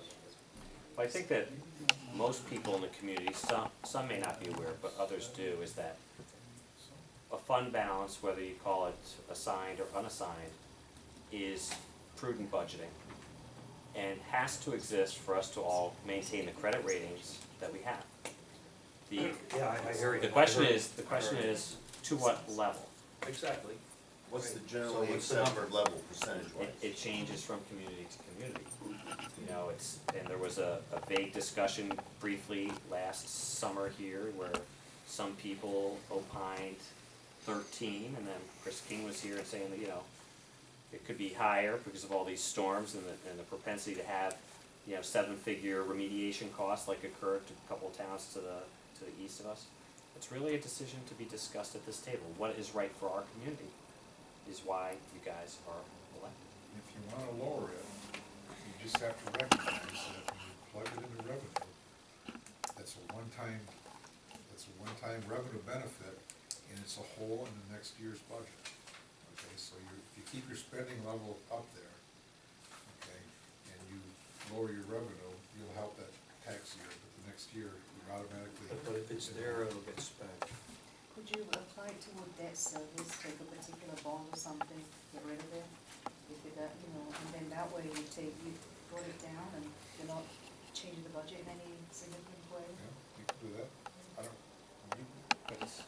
But it's when you're putting it in, the revenue is attributed to the entirety of the budget, and the expense, once it's done, it's a revenue, it's expenditure, and it's the net, hopefully positive at the end of the year, because the day that it turns into red ink at the end of the year is the day you get problems. If you wanted to say that you were allocating it to one specific debt service line item, i.e., you know, whether we wanted to pay the town hall Riverview line item of 100, whatever it is on that page, or say we wanted to use an extra $106,000 to pay the Bakerville bond next year. That's what I was thinking, if Yeah. you wanted to pay off that bond, use it to pay off that bond, now you've got a reduction, and if you're gonna have another bond project, pull it in a year earlier, it'll still be flat. without creating. I don't know if you could prepay the bond. I think that's something that would be a question for me to ask Dennis Dix and those guys. All I'm saying is if you wanted to say, taking out $100,000 to specifically allocate it towards one debt service line, it's all the same, it's revenue comes in. We can prepay, Semantics. we can prepay the wastewater. We can, that's right, we can prepay the wastewater treatment plant, but This doesn't feel like it's done much for the town that's using money that way. You don't feel the At least it benefit. reduces your debt ratio, it's one thing that can be said about That's it. significant. It's- Our debt ratio is not bad as it is. and you have that second note, that's really the thing out there, is that this building will be paid off in 6 or 7 years. You know, we've always been focusing on the Bakerville school thing, but the town hall's not far behind. So, we are, I think, in pretty good shape financially, but obviously we have other issues that are coming before us.